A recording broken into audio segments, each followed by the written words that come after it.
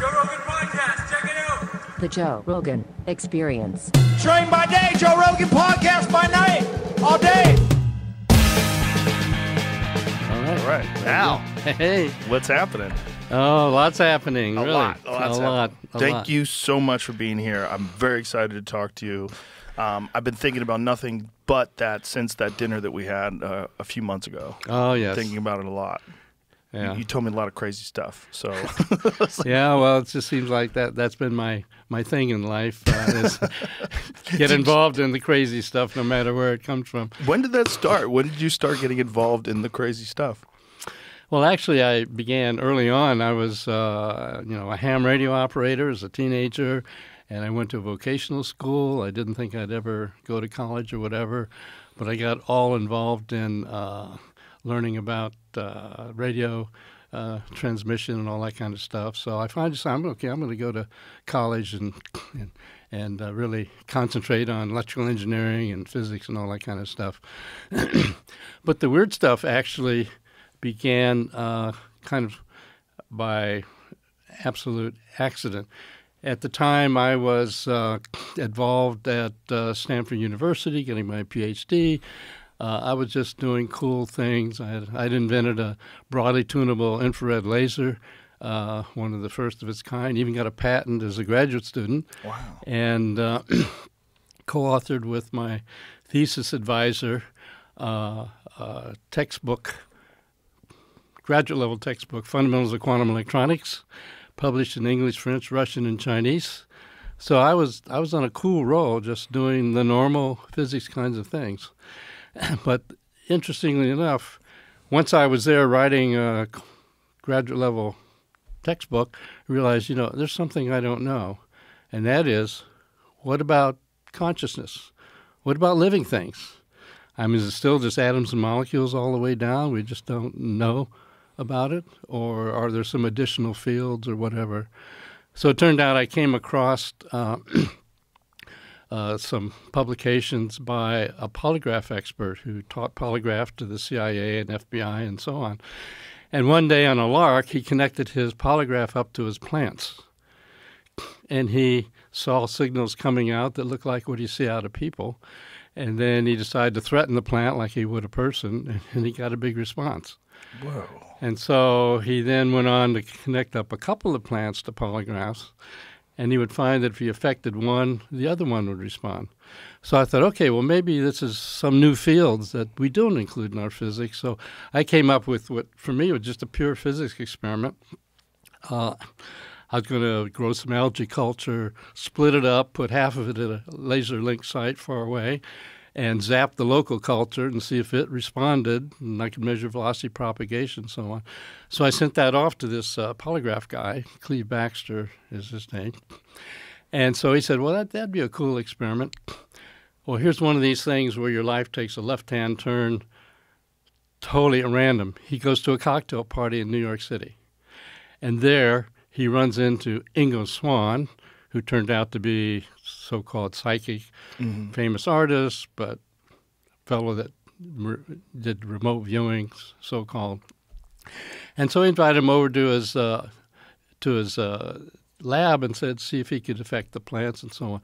While he was there, he saw my write-up about the experiment I proposed, which for me is just a pure physics experiment. And so he then wrote me a letter and said, well, if you're interested in the borderline between animate and inanimate physics, why deal with algae culture? They can't tell you anything. You should be dealing with somebody like me.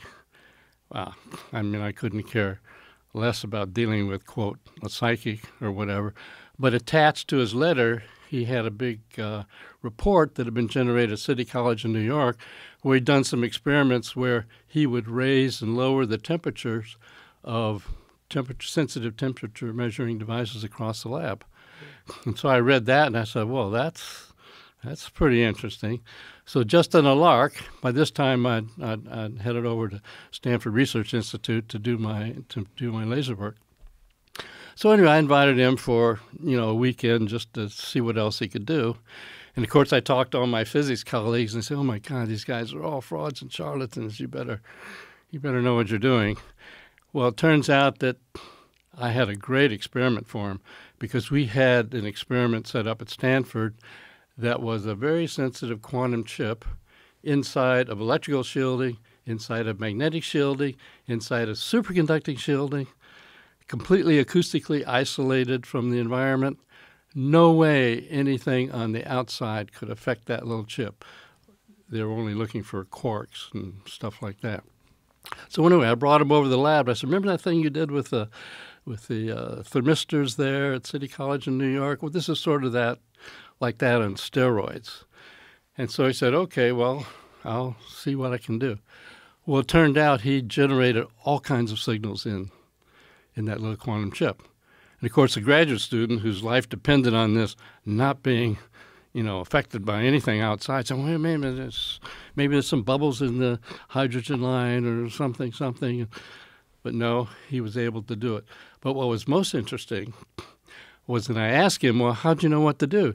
He said, well, I didn't know what to do, so I just looked inside through all this shielding. And he drew a diagram of what was inside there that had never been published.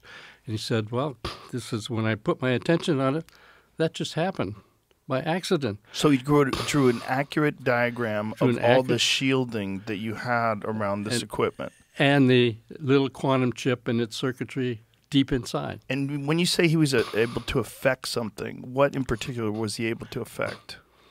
Well, in general, there was a big oscillating signal coming out of the thing that ran about 30 seconds or so. And then when he affected it, it just stopped oscillating. And then he said, you want me to do something else? And then he made it oscillate fast. And that's when when the graduate students sort of went berserko. And so he said, wait, let me see what's wrong here. And he couldn't find anything wrong. So he said, well, I'm sure that was just some kind of coincidental glitch. And he did it again. And so he said, okay. So he's doing it exactly when he's saying he's going to do it. Exactly when he says he's going to do it. But anyway, the reason I'm trying to get around to answering your question was that I then wrote this up and circulated around to other physicists, and pretty soon the CIA come landing on my doorstep and said, oh, have we been looking for you? And I said, no, why? Yeah. Well, they looked in my background. They saw that I had, between my master's degree and PhD, I'd been a naval intelligence officer at the National Security Agency. I had lots of high-level clearances. And he said, we have a problem. And they plopped a big report down on the desk about like that and said, look, the Russians have been spending millions of dollars at their best institutes trying to use ESP for espionage purposes. And we don't know how to evaluate it. I mean, no scientist in America even believes there is such a thing. And yet you did this experiment, and it looked like this guy could actually get inside this device and describe it and affect it. And here you're at SRI. We have lots of black projects here anyway, so we'd like to check him out. Can you bring him back and let us come and do some experiments with him? And by the way, we're hoping that we'll find this is just all BS, and we don't have to think about it, and that'll be the end of that. So anyway, brought him back. They spent a day hiding things in the boxes and envelopes, and he would describe what was inside. And they were totally blown away, so they said, okay, would like to give you a little project here, I don't know, 50 or 60K, and see what else he can do. So anyway, that's how I got started on doing, quote, weird stuff. And so, as that many would know, that project ended up being very productive, and it went over more than 20 years and so on, highly classified level. And, well, maybe we'll get to that separately because I think the UAP stuff is kind of more interesting to start with. But anyway, that's how I got started in weird physics, you might call it. And then sort of like in Ghostbusters, well, if you got some difficult problem, who are you going to call? Hal Puthoff. And there I am. So what other things did you do with Ingo? So he was able to affect the oscillations. So able to affect the oscillations. So he had some sort of an ability. Did he describe, first of all, like what this ability was, how he perceived it? he said that for some reason, starting when he was a little kid, he would, try to focus on some news item or whatever, and he'd suddenly get some kind of picture in his mind about what was going on, and later he would check it out, and it turned out to be correct. So he just said, So he stumbled upon remote viewing. Upon them, right.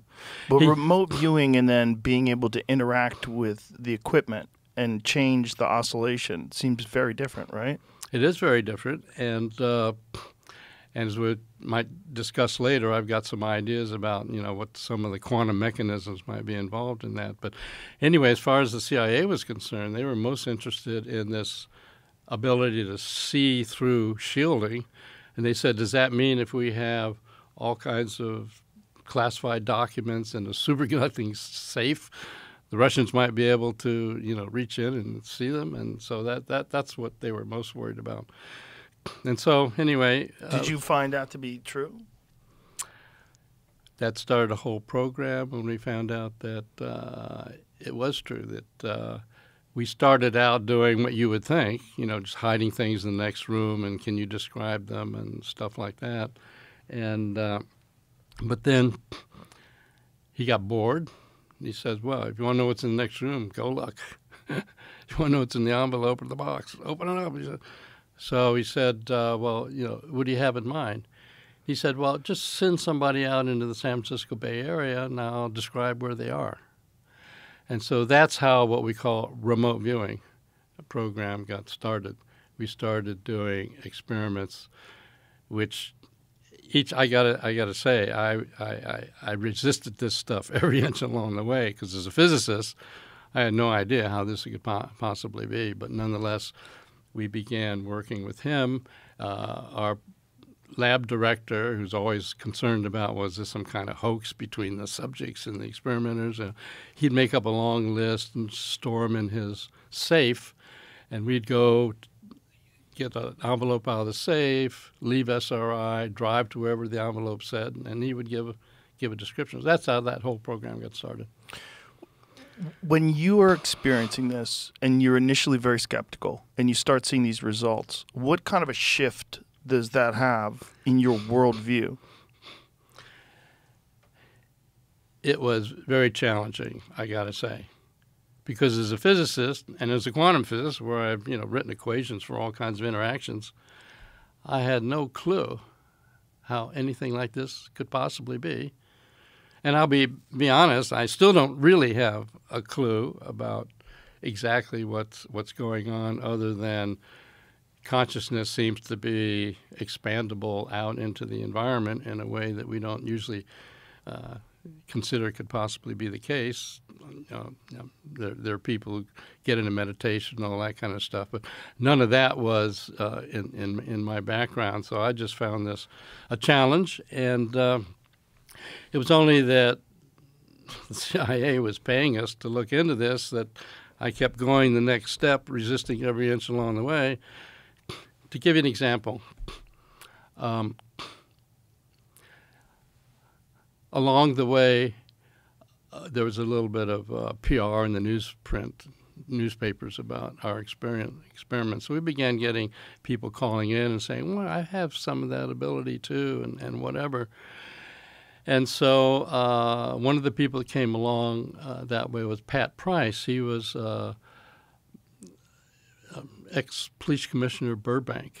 And he said, when we were solving crimes, I would get an image of where the culprit might be hiding, and it would turn out to be correct. So maybe I have some of this ability.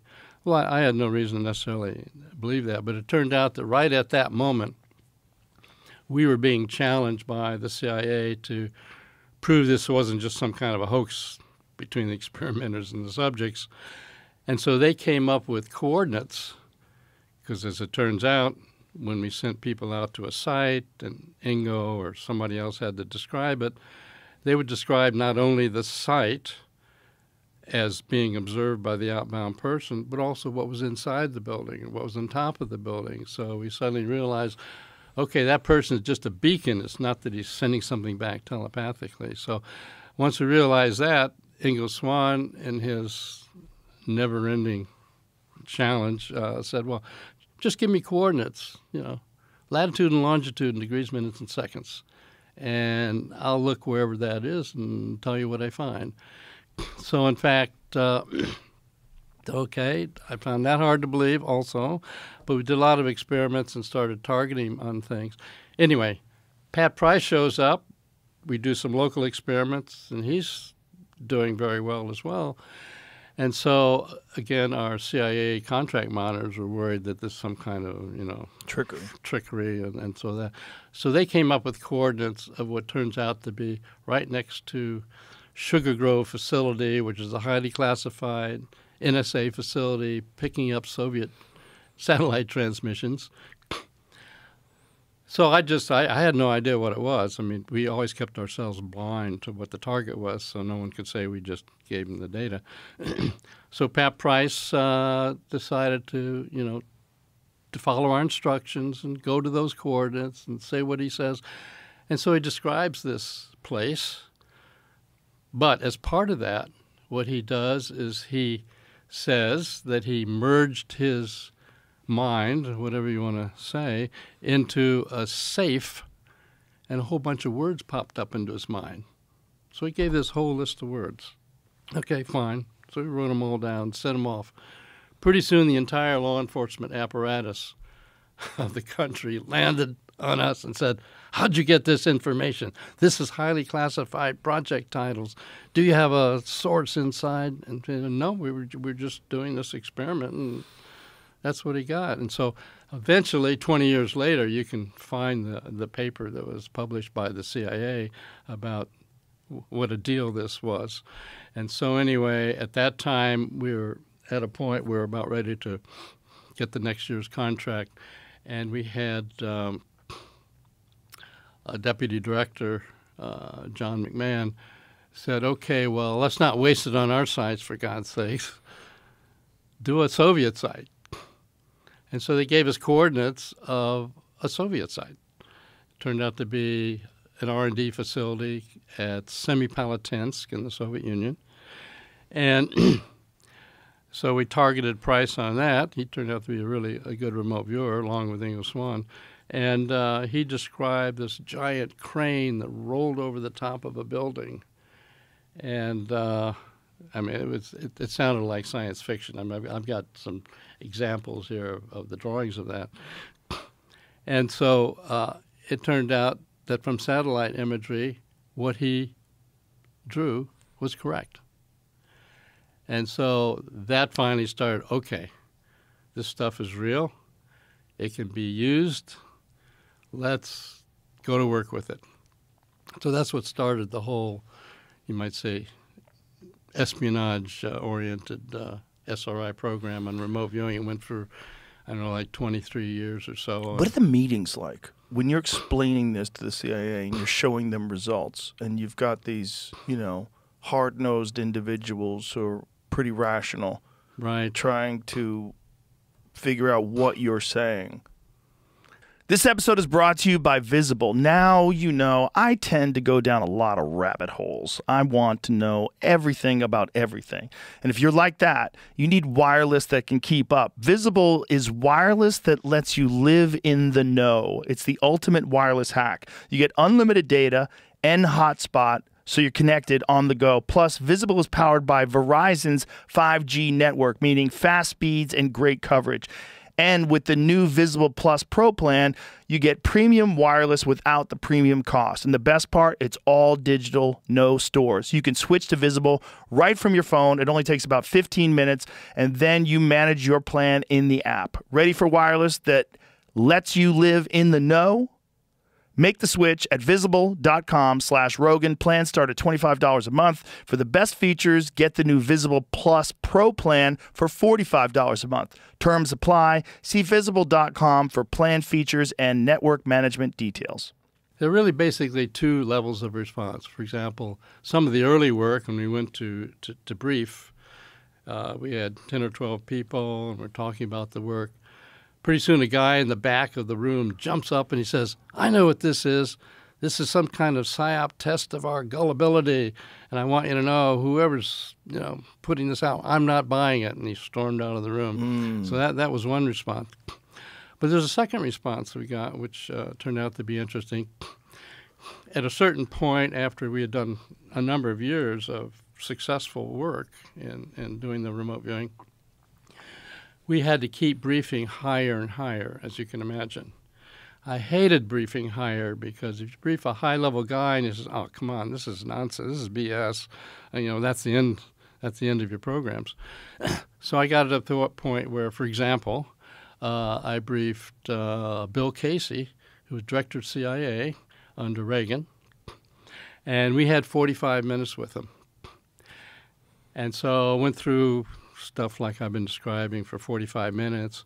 He got so entranced with it that he dismissed the rest of his afternoon calendar, and we spent 5 hours briefing him on that. So there was this funny thing where a certain level of people would just, this can't be. And then really high-level people seemed to be more open to it. So actually we came up with a hypothesis, and that is, okay, people who make it to the top of the food chain might be people who at some level inside themselves are, they're always making decisions based on insufficient information, and they end up making the right decision. That's how they got to where they are. So maybe this is some aspect that's at least at the unconscious level happening all the time. Well, that finally got put to a test because there were some parapsychologists who did some experiments with a meeting of CEOs of, I think it was 67 CEOs of major corporations, and had them try to guess the numbers that were going to be generated on a computer the next day. And so they did that. And it turned out that those who scored quite positively, significantly so, when we interviewed them, it turned out they were the people who had the businesses that were really doing well. And the people who scored poorly had businesses that were kind of failing. So these investigators would ask them, well, what are you using? Do you use ESP or something? Do you have some glint of the future? He said, no, I don't believe any of that nonsense. But I realize that when I trust my gut instinct, I'm usually right. So anyway, that sort of leads to the idea that this is a broadly available phenomenon that, Do you think this is an emerging aspect of human consciousness, or do you think that this is something that maybe we developed a long time ago but lost because of communication, because of the written word, because of our ability to express ourselves, that we stopped communicating with the mind? I think your second interpretation is the correct one, because probably, when you're out in the jungle and there's a tiger coming down the trail that you don't know about quite, it would be a thing that could really help you exist and survive. But once we get into language and technology and so on, that sort of, nonetheless, we found, I'll tell you what was the most mind-boggling thing in the whole program was the following. We had a few people who did really well. So, of course, CIA wanted to know, well, we'd like to find people in CIA who could do this, so give us a full medical roundup of these people. So we get a full medical, including 7-layer brain scans. And they came back and said, well, these are just normal people. So, well, maybe it's psychological or neurological or whatever. So they did all those experiments, and they said, these are just normal people. So we wondered, well, does that mean that normal people could do this, even if they didn't know about it? So about that time, we said, okay, well, let's just bring in some people from SRI labs who never thought about ESP, who never thought about any of this stuff.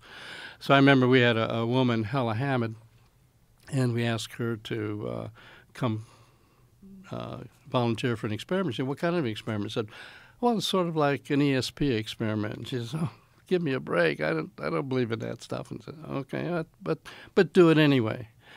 And so one of the first experiments we did with her, and we have a wonderful diagram of what she did. We sent somebody out by our usual random protocol to overpass over a freeway that's all fenced in with a very interesting structure.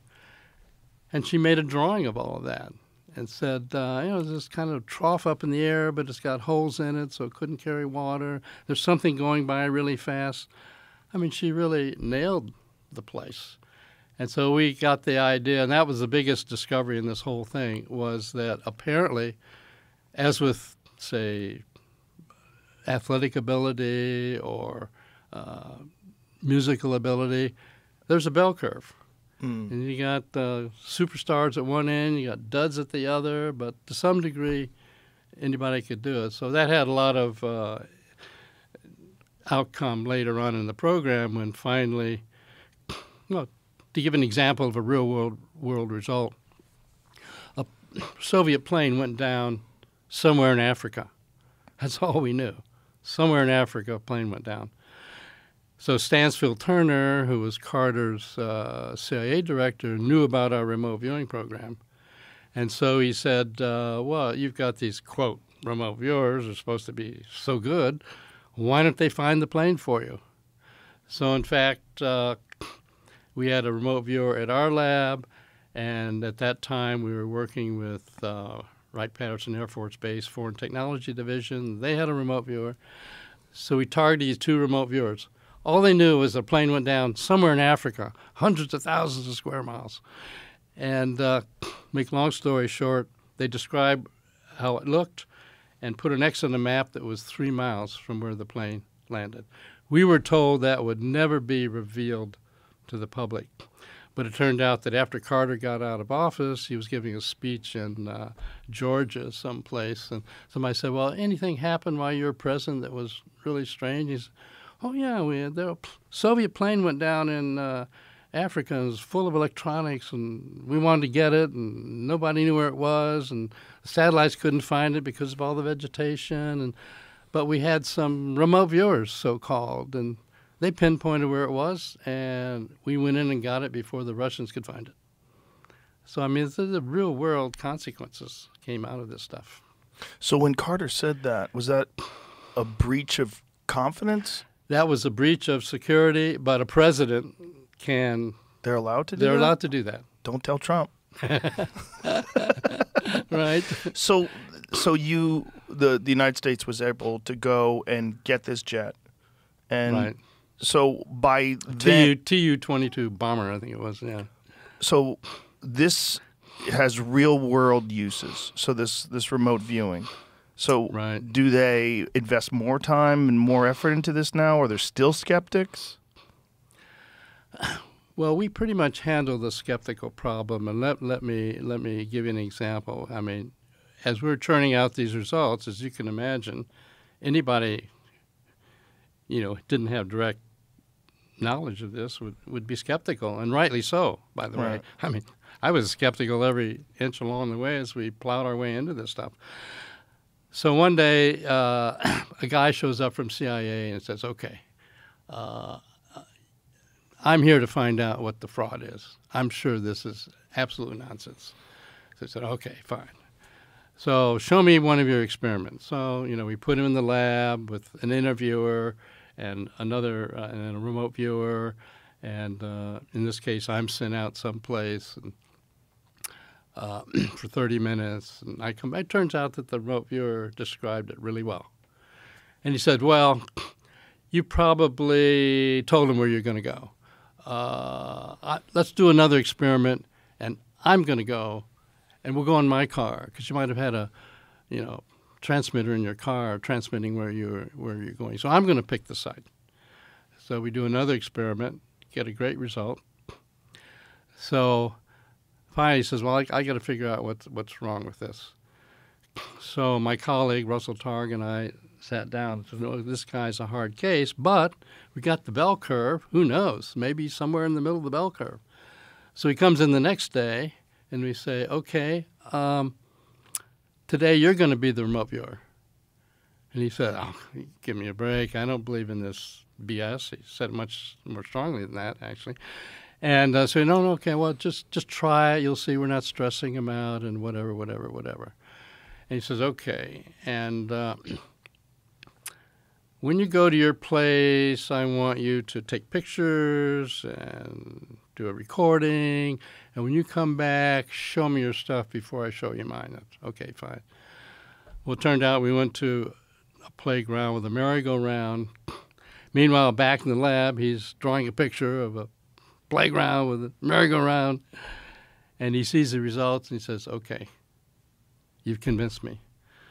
So it was that kind of thing that would push him over. Yeah, there's an example.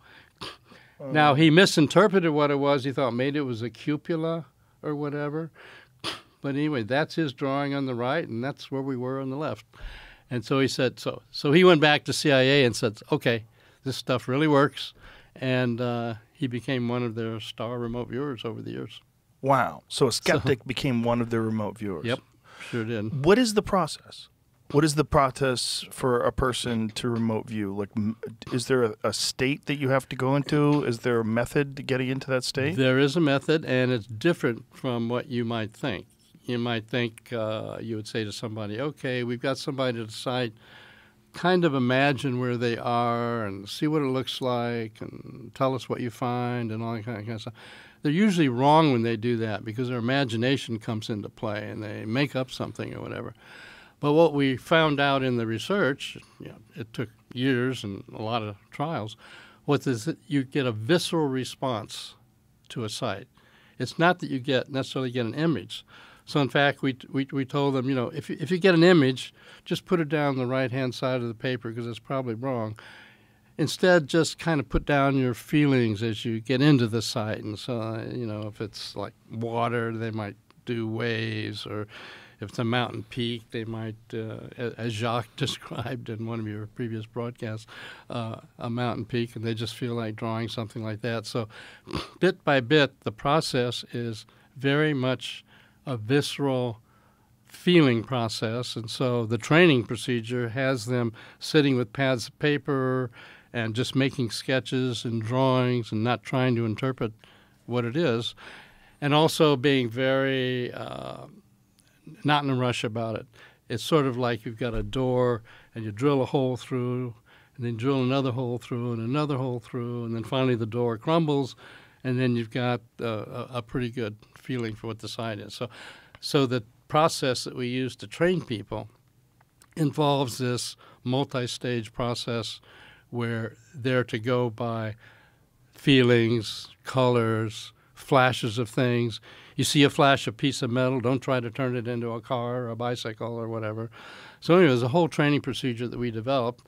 And eventually when we briefed the Assistant Chief of Staff for Intelligence, Assistant Director of Intelligence for the Army, they said, okay, well, then we need to have our people get involved in learning how to do this. And so they sent Army intelligence officers. They picked out a bunch of them and said, hey, you've just volunteered to become a psychic spy. And say, well, okay.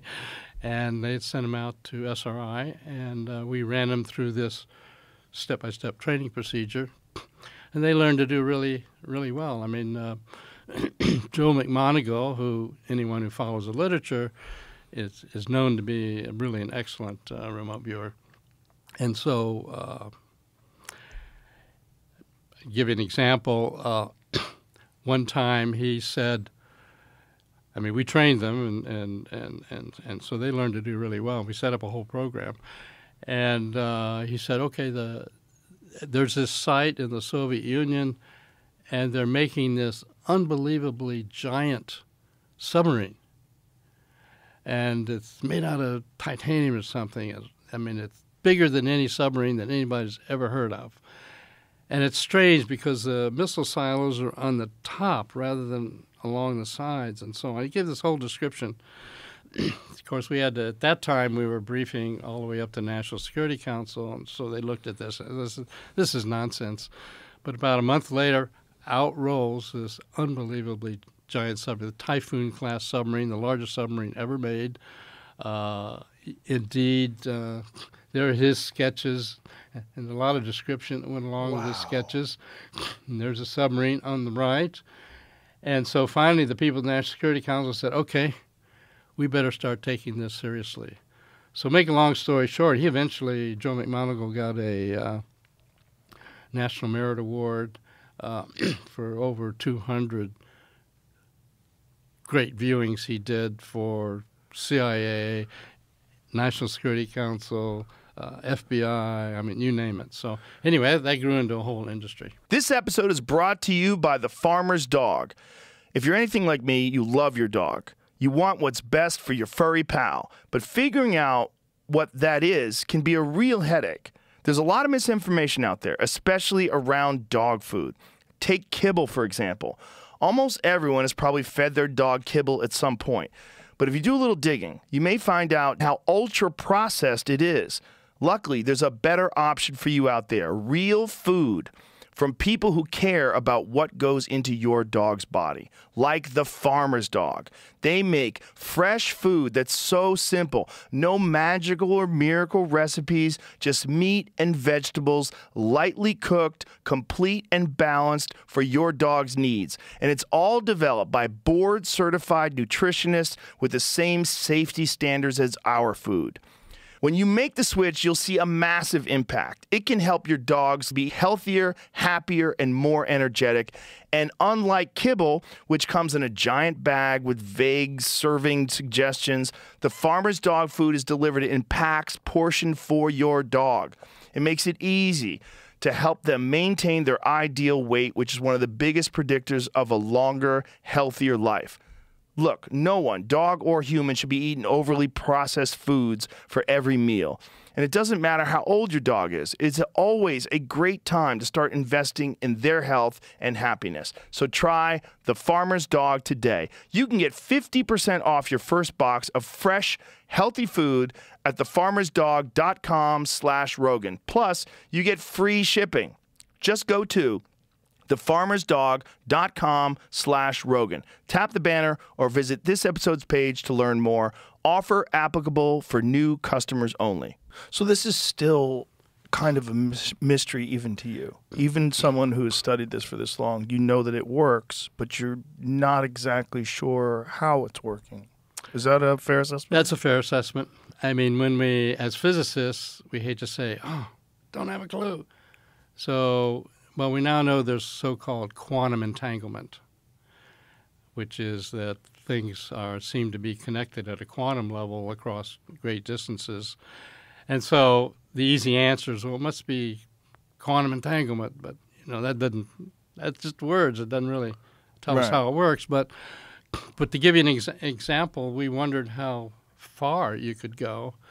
So we did an experiment, again, with Ingo Swann, who was such a really top-level remote viewer, to view Jupiter, planet Jupiter, before the flyby, before the NASA flyby. And so he did, and he described Jupiter the way anybody might, you know, red spot and all that kind of stuff. But he said, but there's a thin ring around Jupiter. I wonder if I went to Saturn by mistake, but I really see a ring around Jupiter. Nobody knew about any ring around Jupiter. Carl Sagan happened to come by in the lab and he said, oh, what do you think of this? We got this result. He said, ring around Jupiter, that's nonsense. There's no. But when the NASA flyby finally got there, it turned out there was a ring, a small ring around Jupiter. And so we got that in publication in a book we wrote about all this stuff before it was known in the scientific community. So that's what we find out, that apparently even distances is not a big deal. The other thing we wondered, I can tell you what it isn't. Okay. We thought maybe it was brainwaves. The Russians came up with an idea of, well, brainwaves are low frequency, long wavelength. They can seemingly get through some aspects of the environment. So we came up with a series of experiments, and one of them was, okay, let's put our remote viewers on submarines, take them into the depths of the ocean, because it turns out seawater is highly conductive, and so even at low frequencies, even at brainwave frequencies,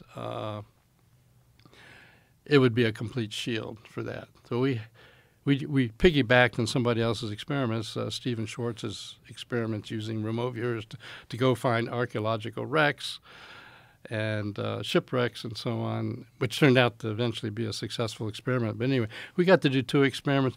We got pristine results, even with them under the ocean water. So we know it's not ordinary electromagnetic functioning. So we can strike one thing off the list. Not that we know what to put on the list in its place, other than, it's got to be some new field, some quantum aspect that we don't understand yet. We don't understand, but yet you could repeat it. But we could repeat it. Wow. Now, I'll give you another example of the skepticism that we got, and by the way, I can't blame them. We had some psychologists at SRI.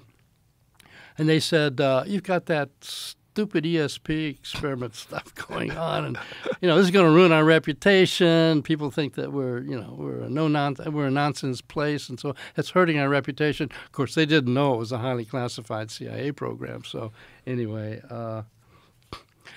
so our director said, "Well, what do you think? I mean, how would you know if this is false or whatever?" And he said, "Look. Make a list of all experiments, places that have been gone to as targets, and then give us the transcripts that were generated for those viewings, and don't tell us which ones go with which ones, and we'll try to rank them for each place." And so they did that, much to their chagrin. 7 of the 9 were first-place matches in a 9 experiment series. Give you another example of and by the way, I can't complain about the skepticism. I mean, even as we're doing all this, we haven't lost our skepticism about how could this be. But we got into a spot where the only thing that was secret about this program was that it was secret.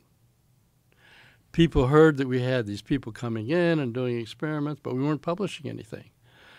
So I went to the CIA contract monitor and said, you've got to let us publish something, because the only thing secret about this project is there's a secret project. So if we publish something, that'll handle that. Did you want to do that to get more scientists involved? Yes, that was our personal aspect. So that if there was actual data, more people who were on the outside skeptical would say, well, hold on, why am I skeptical?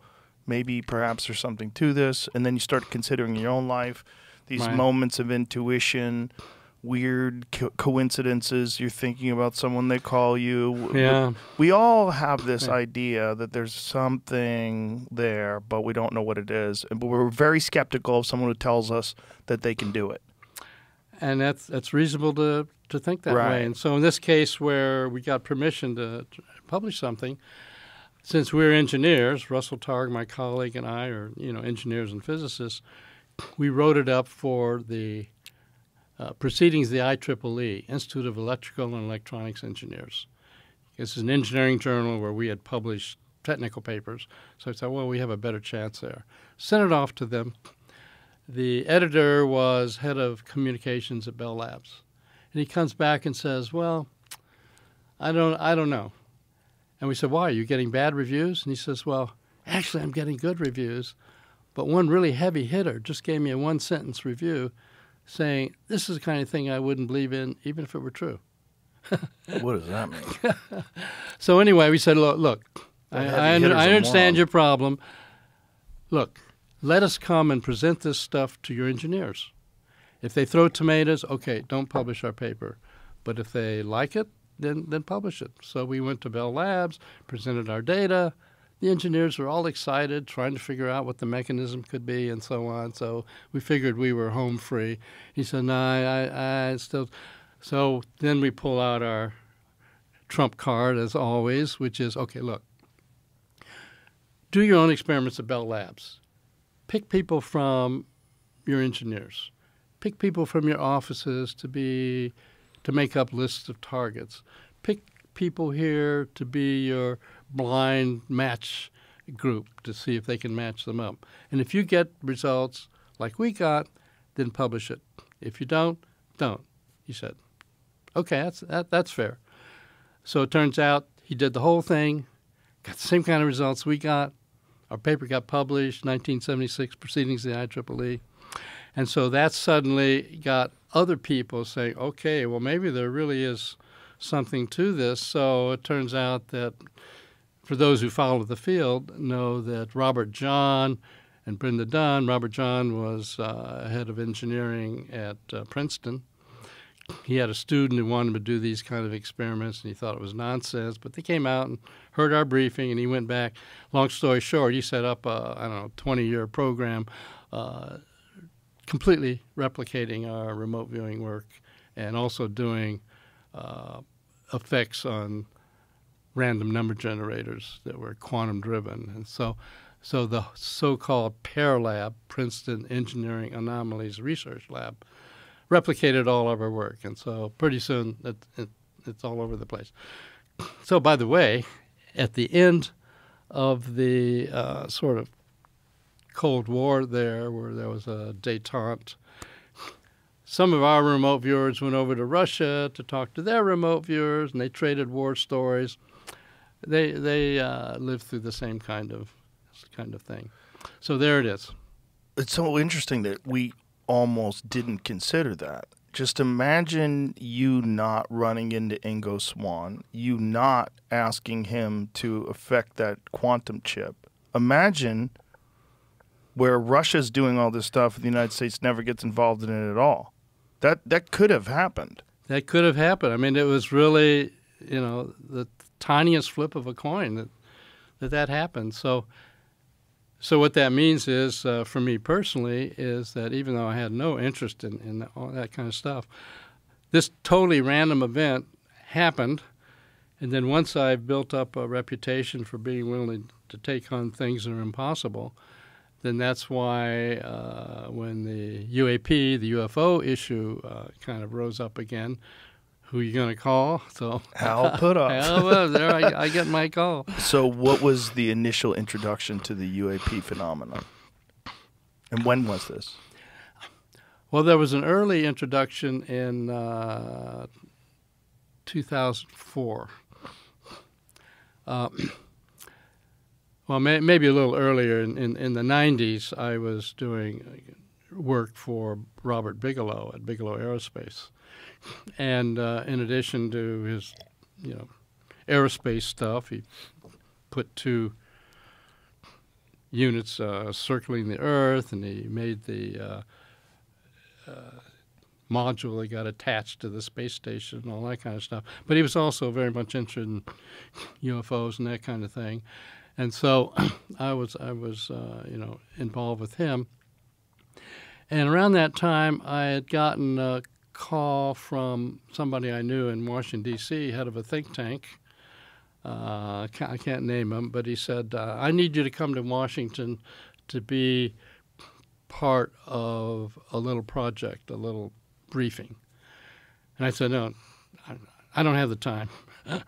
Right now, I'm just too busy. He says, look, come, it'll be the most important meeting you've ever had in your life. Well, since I had him calibrated, because I had done other work with him and for the Navy and so on, I said, okay, I'll come. So I showed up there, and I saw people, some of whom I knew, including my ex-contract monitor from CIA, people from DIA, a lot of military people and so on. So he sat us all down and said, okay, here's the deal. Here's why I've invited you all here. Let's just say, he says, that the United States, Russia, and China have obtained ET craft that have crashed, and we have proof of that, bodies that aren't human. And so the question is, can this be released to the public? What effect would it have? So I and the other people, I found out by talking to them later, we thought, oh, this is cool. I mean, maybe we can get, some kind of disclosure here. And so he said, here's what we're going to do. We're going to make up a list of what would be affected in the culture with this kind of a disclosure. And by the way, at this point, we still didn't know, is he saying that that's true stuff, or is this a hypothetical? Or, Right. Anyway, so anyway, make a list. So we came up with a long list, like, 60 items or something. You say, oh, wow, stock market might be affected, religions Religion. might be affected, whatever. Government. Government affected, policies be affected, politics would certainly be affected. And then for each item, we had to go give it a score from +9 to -9 as to how intense the effect would be and whether it's positive or negative. So anyway, we broke up into groups, and our group had our list of 8 or so. And so we went down our list, and it turned out that we ended up getting net negative numbers. And let me tell you why you can get negative numbers.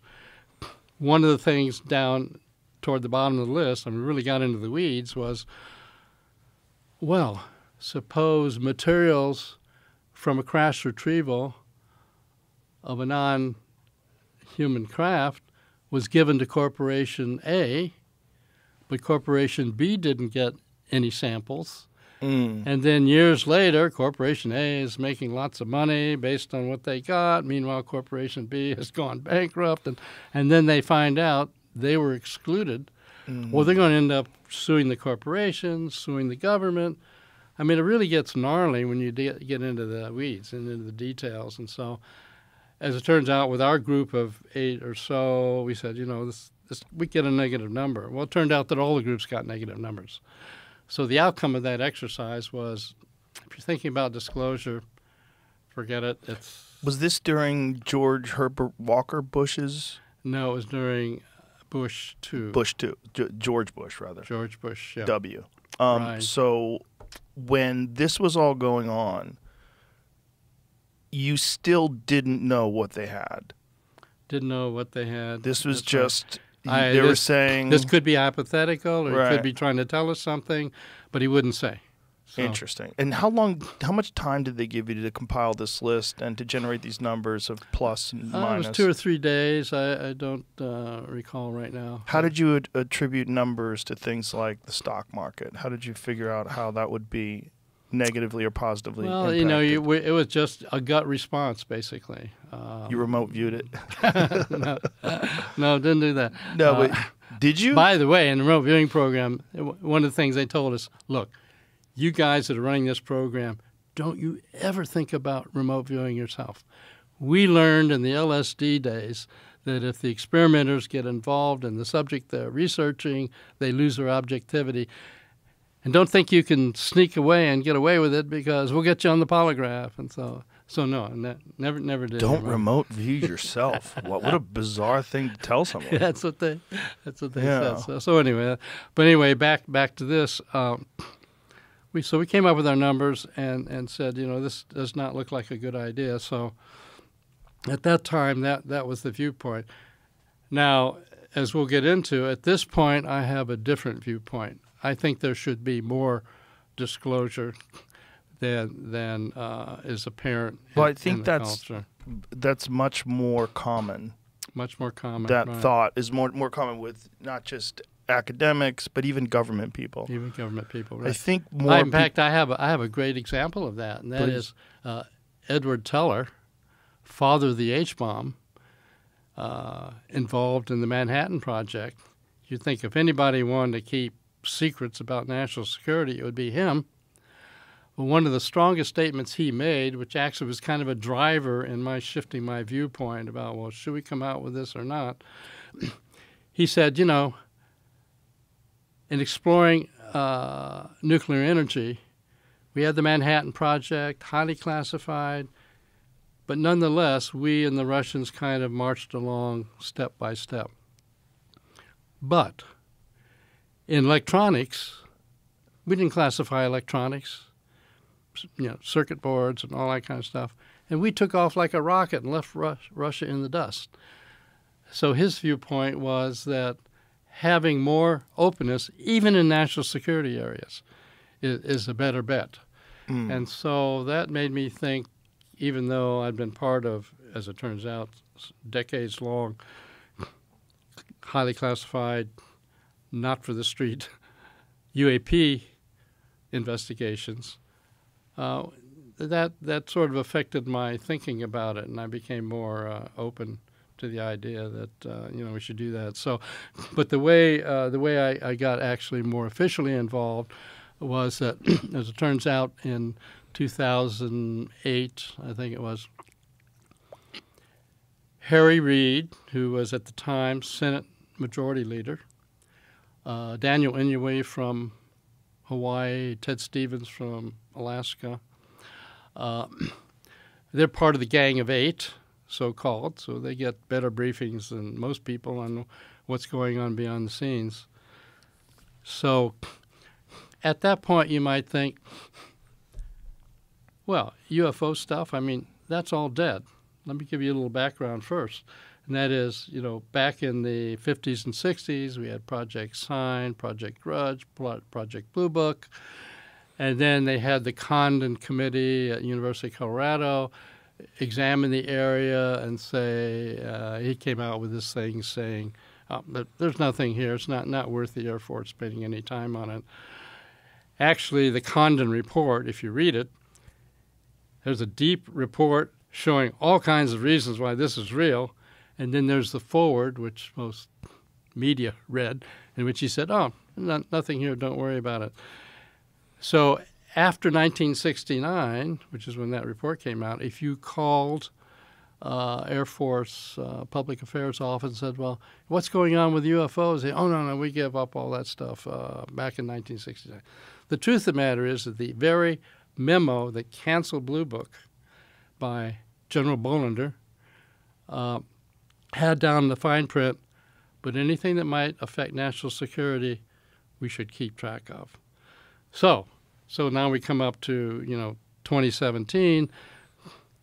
These senators who knew that there was still stuff going on decided there should be a new program.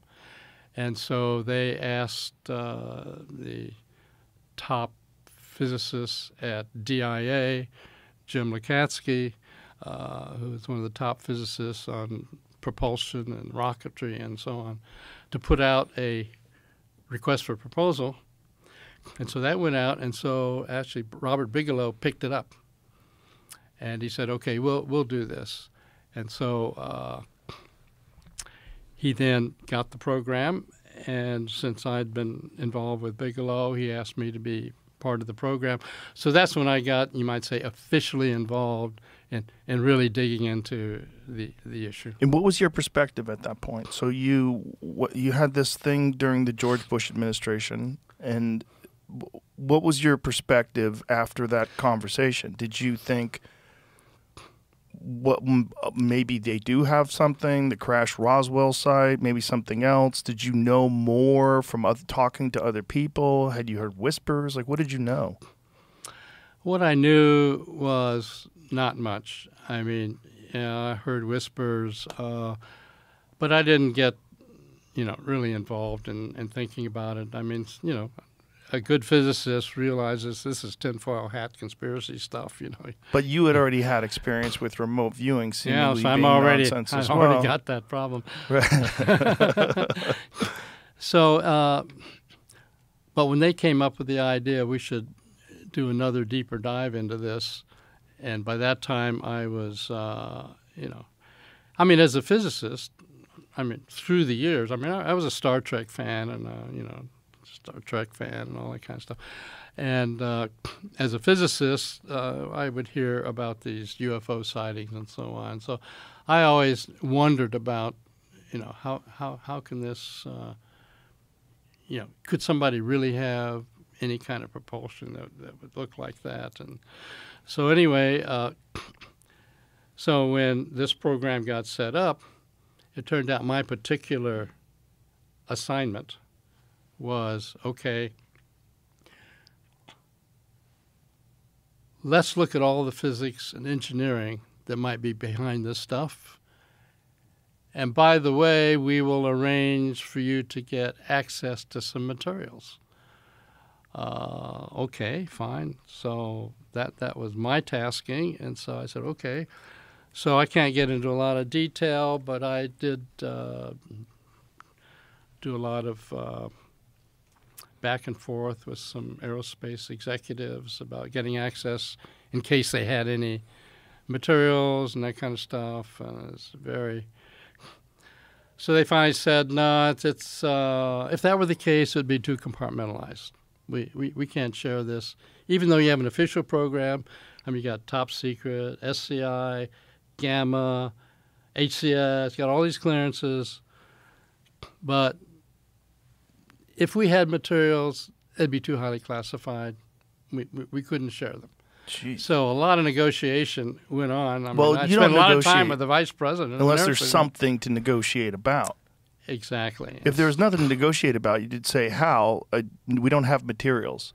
You wouldn't Right. say you don't have enough clearance for us to even discuss this. Exactly. And So so already they're tipping their hat. they're already tipping their hat. So anyway, the second place to go then was, okay, they're not going to share their materials. I'm going to almost assuredly have them. Suppose they had shared them. What would we have done?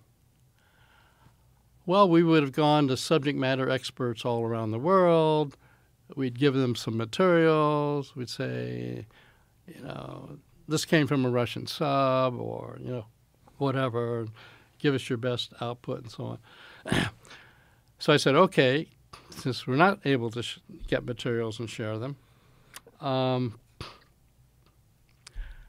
let me go to all of the subject matter experts that we would have gone to and say, we're doing a survey for Bigelow Aerospace.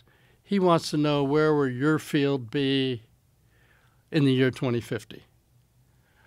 So we figured, okay, we'd get the best sort of assessment of possible futures for their fields. And I realize you probably don't have immediate access to this, but just to give you an idea, some of the papers that we got by going out to these people, I mean, and you'll see how serious we were. Aneutronic fusion propulsion, superconductors and gravity research, positron aerospace propulsion, warp drive, dark energy, extra dimensions, advanced nuclear propulsion. Jamie's got it up here. Yeah. So this is just the first few of 38 papers that I arranged for leaders to come up with. So this is based on projections from where technology currently sits to, if you extrapolate, where it's going to be in 2050 based on what they're working on. Right. So Space-time metric engineering, traversable wormholes, stargates. So you see, we weren't kidding around. Well, when you started getting the warp drive, dark energy, extra dimensions, brain-machine interfaces. Now, did you ask any of these? So presumably, this is just me from a civilian's perspective, presumably you have some sort of a crash thing. You have to bring in people who make spaceships. You have to bring in people who make military jets, advanced propulsion systems. Exactly. Those are the people that would be And able to and the back people in. we had working on those papers were people from those communities. How did they? This is the conundrum that if they did disclose, and the companies that weren't given access to these materials did fall apart, and then the companies that got access to these materials advanced and had spectacular businesses. How did they decide who? Just assuming you would have something. How would you decide? Was it based on relationships, like knowing that someone could keep a secret, like because you're dealing with outside the government now? Presumably, if you have a defense contractor, that's an independent company. Right. It's not necessarily, even though they work hand in glove with the government, they're not necessarily a part of the government. So in fact, if you put your thinking cap on, you would say, okay, this would be the way if you want to keep it out of the public. Because you don't have to disclose it. Yeah, you don't have to give it to a contractor. Say, Right. okay, this is your stuff, and from now on you own it. But how do you control that, though? You'd have to have government agents embedded deeply in that, which I assume they do anyway. But you'd have to have intelligence agents I hope they do, deeply embedded in these defense contractors, where they would make sure that they maintain some sort of intense level of secrecy. That's exactly right. And when you think about, okay, these days, well, suppose we have some kind of disclosure,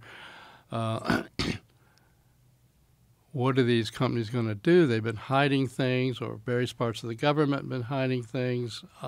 Misappropriating funds, lying to Congress. Lying to Congress. So you can see why it's such a Yeah. big problem at this point. Well, that was that disclosure documentary that I saw you in as well, that appeared at South by Southwest, which was excellent. What is it Right. called? It's called The Age of Disclosure. Amazing And documentary. It's an amazing documentary. Really hope that gets released somewhere big, like Netflix or something like that, so people can see it. I think Dan Farah, who's the director and producer of that, by the way, a very well-known producer. You know, he collaborated with Steven Spielberg on Ready Player One, which Right. is the big hit, and so on. And the approach he used, which is really very clever, he contacted people like me, people like Lou Elizondo, on and on and on, and said, you know, many of you don't want to come out really and reveal too much, podcast by podcast by podcast. So tell you what, my goal, he says, I'm going to approach 38 of the maximum insiders.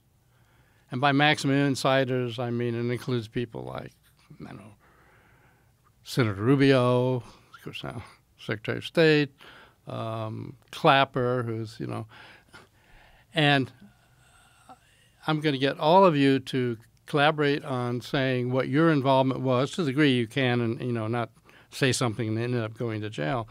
And then we'll put out maximum disclosure evidence all at one time in this film. And it'll include people coming forward like Jay Stratton, who is head of the UAP task force. He's been involved in this field for 16 years. By the way, he has a book about to come out also, which will really be a disclosure. So anyways, we'll put this together. We won't talk about it along the way. And so 38 of us ended up being interviewed for the film, telling whatever role we felt we could tell. So in fact, when that film comes out, that's going to be disclosure on steroids, I think. That's going to be the maximum. And well, you saw the film, so you know it's pretty revealing. It's very well done. Yeah, very well done. So for your own personal journey into this stuff, you're initially introduced to it because they're talking about disclosure. You rate the pros and cons. And then when do you get introduced to it again? Well, it was when Robert Bigelow got the contract that Harry Reid and the other senators asked. And how much time has passed? Well, that was in 2008. So a couple. And so that went up through 2012. And then ATIP, which you may have heard of, that Lou Elizondo ran, sort of picked up there to keep the ball rolling forward. And now it's been revealed, by the way, only recently, that when the funding dried up, it dried up for the reasons you might think of, and that is it was so highly classified that when congressional statements came down that, okay, we need so much money for this, it didn't actually describe, it would just advance propulsion and all that kind of stuff. So another group picked up the money and said, oh, well, that's what we're working on, propulsion things, so, you know, but it wasn't the real deal. And so, you know, what do you do at that point? Do you go, no, wait a minute, this was really for this? Well, no, then you'd be revealing what this was really for. So So anyway, that sort of ended that way. But anyway, so based on that, we then, as a group, went to, turns out, the Department of Homeland Security to set up a whole new program. And it was going to be a special access program. It was under a name, which can now be revealed because AARO, the Advanced Aerospace, Advanced Anomalies Aerospace Resolution Office has revealed it. It was called Kona Blue. And we built up a stack of documents that would go to the ceiling here about what needed to be done, what we were going to do, how it should be done, who should be involved. So at this point, you're convinced that this is a real phenomenon? At this point, I'm convinced that there's a real phenomena. I mean, you know, how far can I go? I mean, I can say I interacted with, for example, Dave Grush that you've had on your program before, who is really a high-level intelligence officer. People in the public can hardly have any idea how high a level intelligence officer he was. He prepared briefings for the president. He was top UAP investigator for NRO, the National Reconnaissance Office, and then transferred over to NGA, National Geospatial Intelligence Office, and so on. And so in that role, he was asked, he was an official, part of the UAP task force, asked by Jay Stratton to find out what's going on behind the scenes at these super classified levels, and he did. And so that's why, you know, he eventually came out in that August 2023 congressional hearing under oath saying, yep, I've talked to more than 40 people who are directly involved in the program. Well, I know Dave. I know many of the people. I know many of the programs that he's involved in. And so there really is something to it. And it's only a matter of time before it comes out. I don't think you can put the toothpaste back into the tube, frankly. Well, it seems like people don't want to. And I think there's so many more people that are openly discussing the possibility or what this is. Maybe not even the possibility of it, but addressing that there's something going on. So what is it? Is it interdimensional? Is it intergalactic? Like, what is it? That's just such an excellent question. Because the problem is there's an embarrassment of riches. These craft, you know, which in the old days, you know, farmer in the fields, that someone was streaking across the sky and, you know, I don't know what to think, you know, you could sort of blow it off. But because our own detection equipment has really marched up into unbelievable sophistication, and so now we have these really advanced sensor systems, FLIR, forward-looking infrared radar, high-quality radars, satellites. Ratcliffe has admitted that satellites have picked up evidence of these craft. And these craft have interfered with military exercises, as we all know from, say, the Nimitz and the Gimbal and the Go Fast videos that, you know, made it out into the public in 2017. So it's really out there now at this point that there's a reality here, and so. That's where we are at this point. Well, one of the more spectacular ones you talked about, the Nimitz, the Commander David Fravor experience. So they're flying over the water outside of San Diego, and they think they see something below the surface, and which is large, and then this 20-foot tic-tac looking thing that's hovering over the water, that seems to turn towards them and recognize that they're, it jams their radar.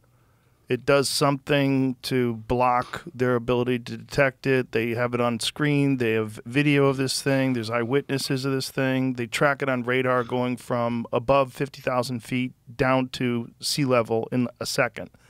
They don't know what it is. It takes off at an insane rate of speed. it goes to the cat point where they were supposed to meet up. So they have all this data about this thing that behaves in a way that's impossible with our current understanding of propulsion systems. Right. And, of course, in the program, we interviewed the pilots about their experiences and so on. And so you can't blame a pilot. He says, look, this thing was at 80,000 feet or whatever when he first detected it. Suddenly it's down there right above the water, and then it takes off and does a right-angle turn at Mach 3. This stuff is just way beyond our physics. Of course, to a physics nerd like me, so yeah, now wait a minute. If it's real, it's physics. So right, it can't be beyond our physics. It's beyond our understanding. But it's beyond our engineering. So in fact, in that series of papers I showed you, that the 38 papers, by the way, there's a little side story there. It's interesting. And those 38 papers were then posted. None of these people who generated those papers had any idea it had to do with ETs or UFOs or whatever. They all went up on what's called the JWIC server. It's a classified server for the Pentagon, and intelligence officers and aerospace contractors, could get access, but nobody in the public could. And usually those things go up, and they're up for a little while, and a month or so, and they take them down. This was such a popular set. This 38 papers, such a popular set, that everybody screamed every time they tried to take it down, and so it was posted there, like forever. But eventually, through Freedom of Information Act and so on, most of those papers have been released. And I was concerned that, oh my God, these guys are all going to call me up and say, "What? You didn't tell me this had anything to do with ETs or UFOs?" But actually, nobody seemed to not complain about it. So. Back to the question that you mentioned a little earlier, though, about, what's the source of this? Like I said, it's an embarrassment of riches. There's so much observation. The idea that it may be a scout coming by from some other planet and checking us out and heading off or whatever. I mean, there's much more than that. And, of course, as you know from interviewing Jacques Vallée, he dug into the literature and found out, you can go back millennia and see descriptions of exactly what we're talking about today. So as far as where they come from or what they're doing here, I myself have written a paper called Ultra-Terrestrials, where I try to cover the gamut. And I cover everything. Yeah, they could be spacecraft from some other galaxy whipping through here. Or maybe there's some Atlanteans left over from eons ago, and they're just kind of hiding out in the seabed or in some mountain range someplace. Or maybe some ET group showed up here 1,000, 2,000, 3,000 years ago, and they're hiding out with some bases locally and so on. And, of course, we have a professor by the name of Masters who thinks that, well, maybe it's time travelers from the future coming back. And then there's the whole idea, since physicists like to talk about additional dimensions, maybe they come from another. So anyway, then in my Ultra-Terrestrials paper, I list everyone I can think of and say, we should be exploring all of these. So at this point, I would say we know it's NHI, non-human intelligence, but it's not clear what the source is. Maybe at a higher level of classification than I had access to, and maybe it's known. But right now, I'd say we don't. Do you have a suspicion?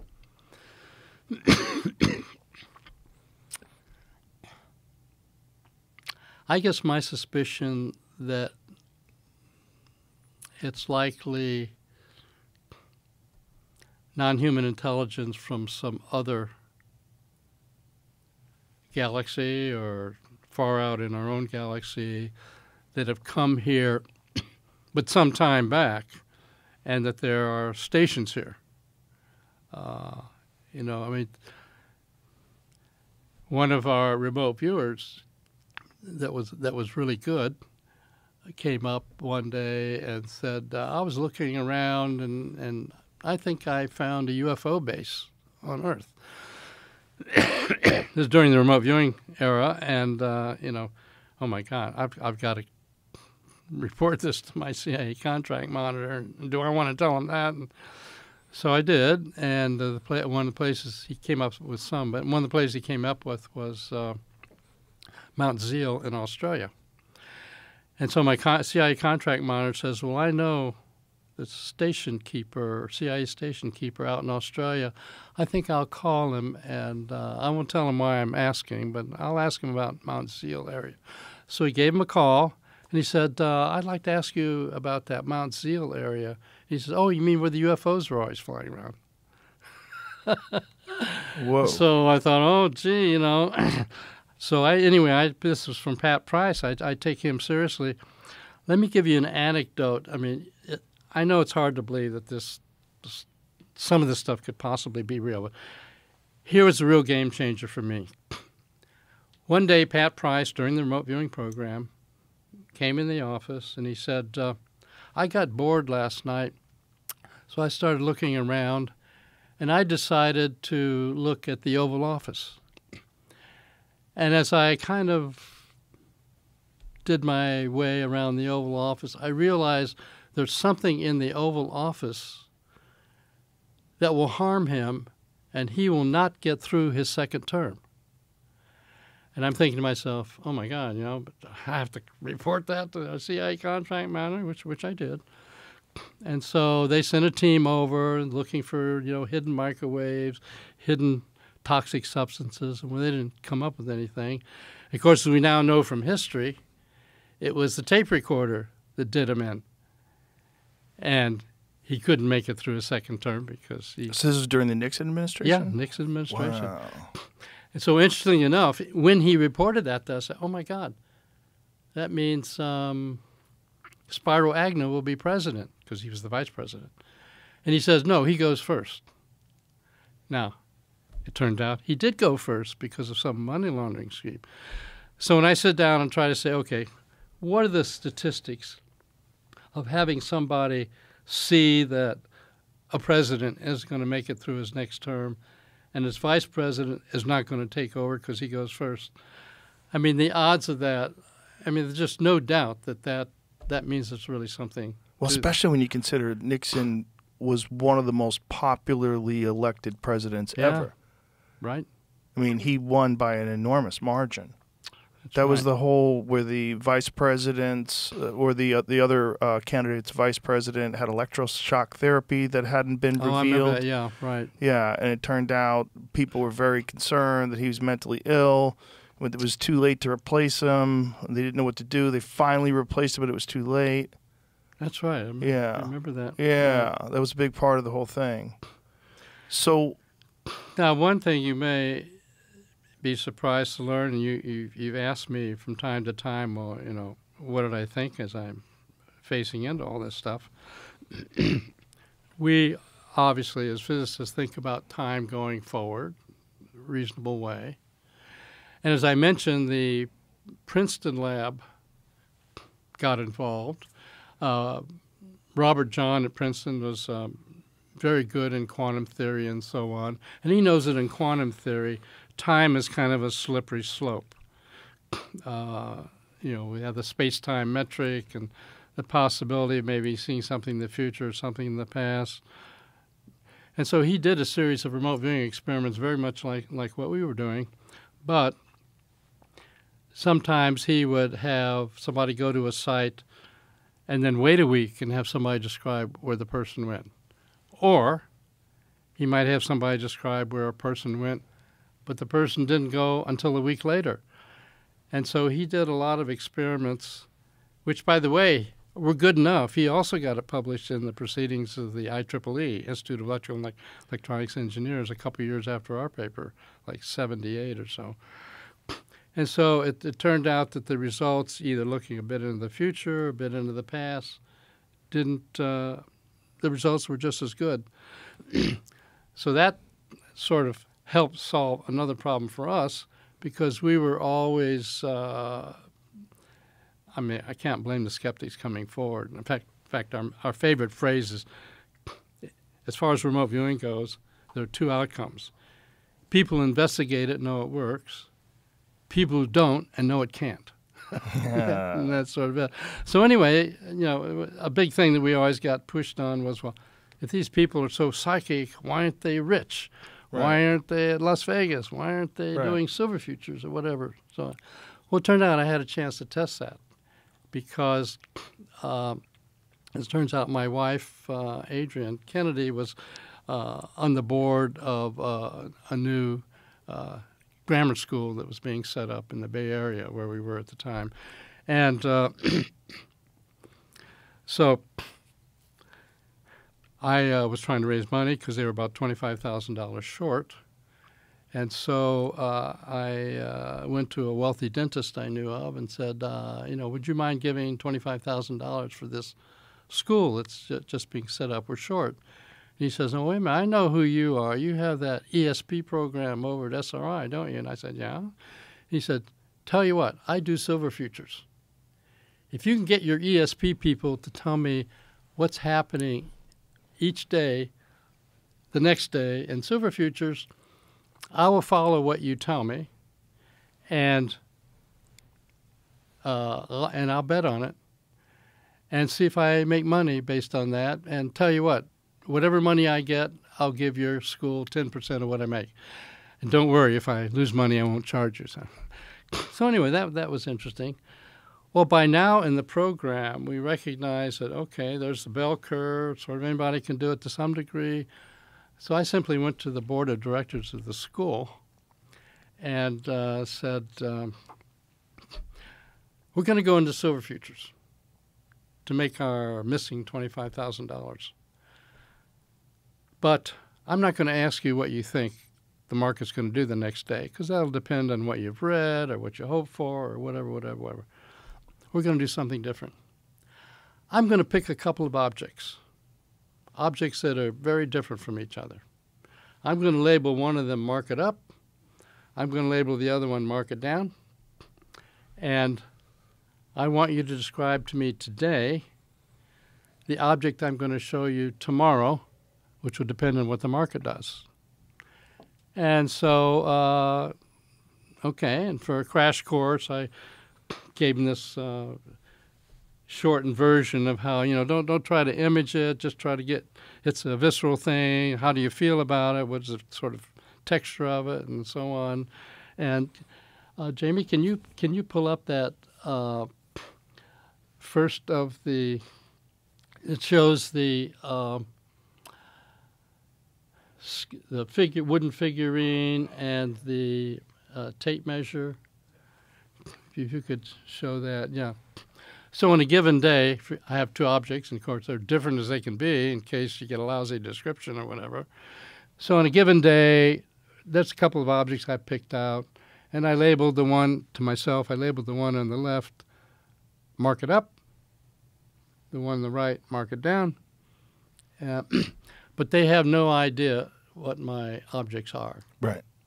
So the next day, if you get the following slide. That's the last slide. Do you have the following slide? I have a previous slide. Yeah. Is that it? Is that what you're looking for? That's it. Okay.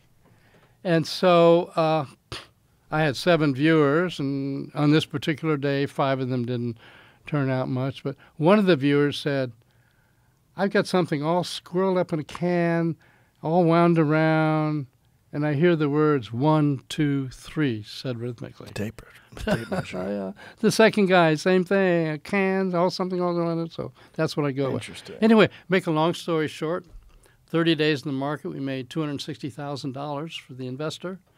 We got our 10%, which is $26,000, so you got a bit of a bonus there for the school. Why didn't you guys keep going and get rich? Well, that I know. Everybody asked me that. The truth of the matter, it was almost a 24-hour-a-day job to do this. And meanwhile, we're back over at the lab training Army intelligence remote viewers how to remote view. So Clearly, that wasn't your ambition. Your just ambition wasn't was my not ambition, to get rich. yeah. But you proved your point. But I proved my point. So So now, when going into the future, you're reasonably certain that this is a real phenomenon. Do you ever get access to these materials that you were discussing earlier? Have you ever seen anything? Yes, I have. One sample I can talk about is. Are there things you can't talk about? There are things I can't talk about, right? But there's one sample I can talk about, which you could put up on the screen. That would be that. This layer. right here? It's right here. Yeah, right. It turns out that an Army person said that his grandfather had been involved in picking up debris from the Roswell crash. And so he sent it, of all places, he sent it to Art Bell of the radio podcast, the great Art Bell. So Art Bell turned it over to Linda Howe, Linda. So she's, got it. And so she said she'd make it available and so on. So about this time, I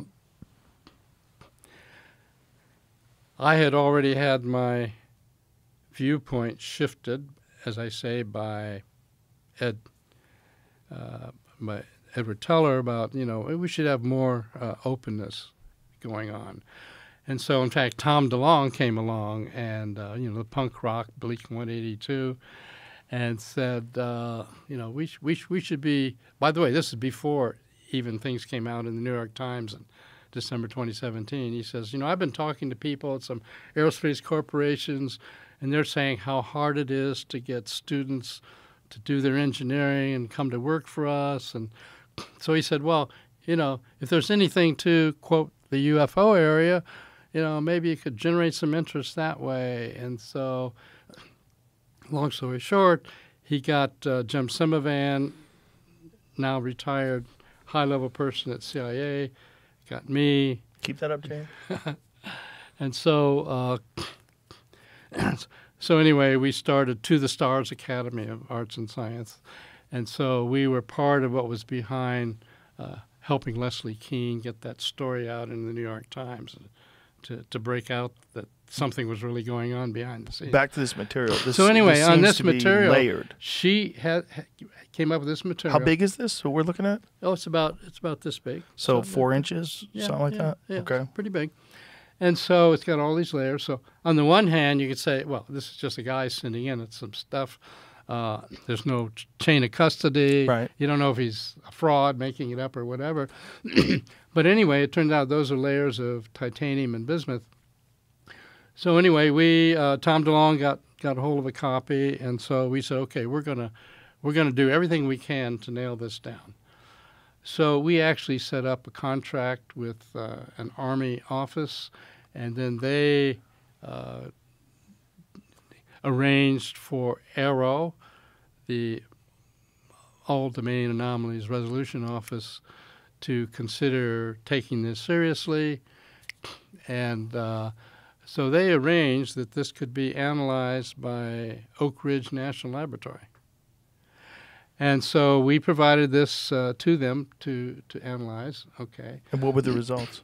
Well, the results were that there's no obvious proof that it comes from out of our solar system, because there are various isotopes would be different if it came from some other solar system. So that would be the first thing you'd look for to say, oh, this really is ET. So that didn't wash. The second part, though, was a little more interesting, and that is these layers of magnesium and bismuth, I mean, those are the size of a human hair, some of those layers.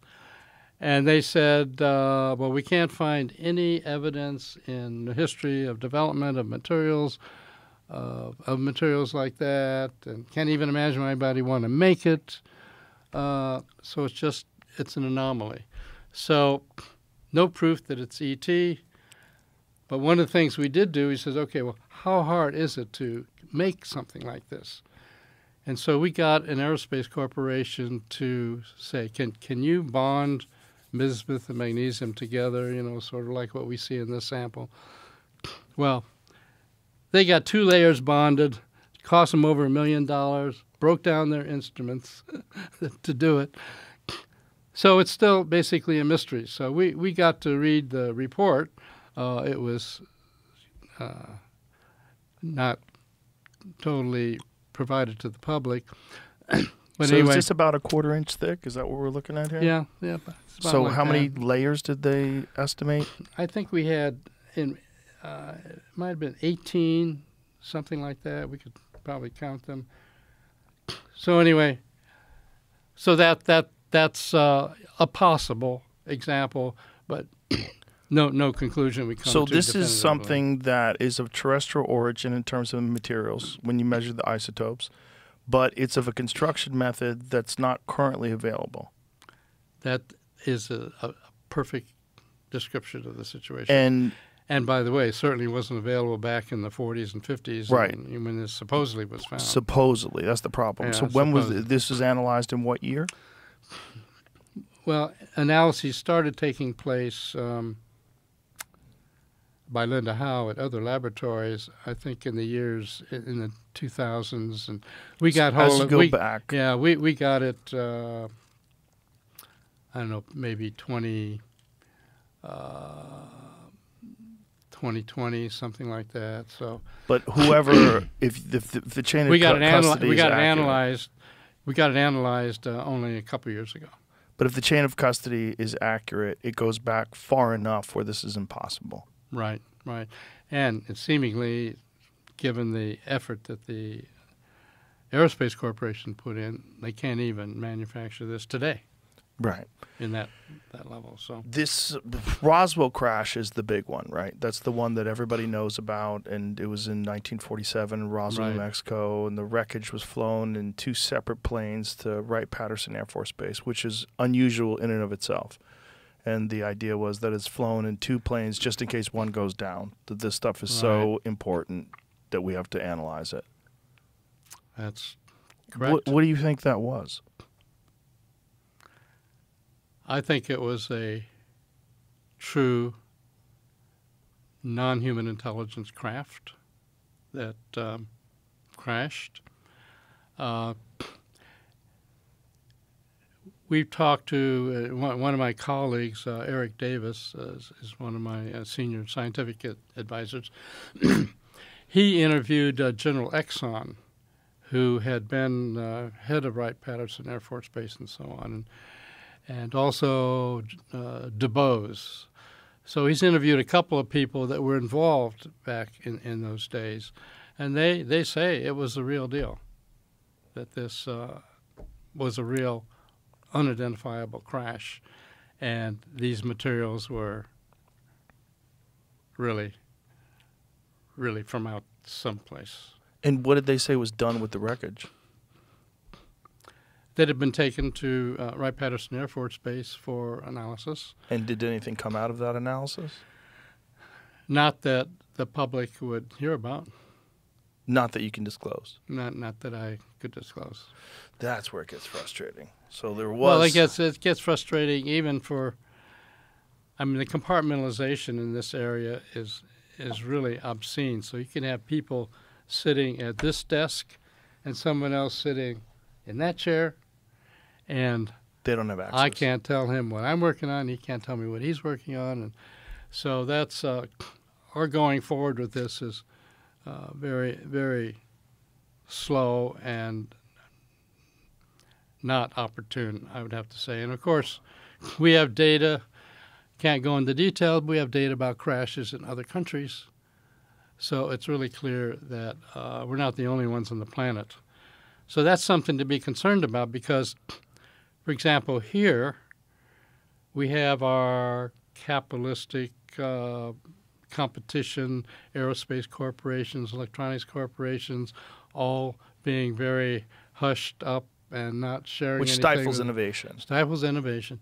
Meanwhile, in China, you put all the labs on something like this and say, and by the way, don't say anything outside that you're not supposed to say, or you're done. And so the competition that potentially could They're be happening. unhindered. Yeah. Yeah. So that's part of what's behind our not revealing what we've learned, because there might be some aspect that we've learned which in principle you'd think, well, you could reveal, but it might be the missing piece that some potential adversary said, "Oh, that's what we've been missing." Right. So even though generally speaking I'm of the feeling that there should be more disclosure, I'm also very tight on anything that could be potentially helpful to an adversary in this area. We're not going to reveal. That would be a mistake. So How do these things keep crashing if they're so good? If they can get here from somewhere else, why do they slam into the desert? Some of them have just been left in the desert, not crashed. Some of them. Some Yeah. of them have just. I talked to Diana Pasulko about this, Oh, okay. and she refers to them as donations. She said that's how Donations, they were yeah. described to her.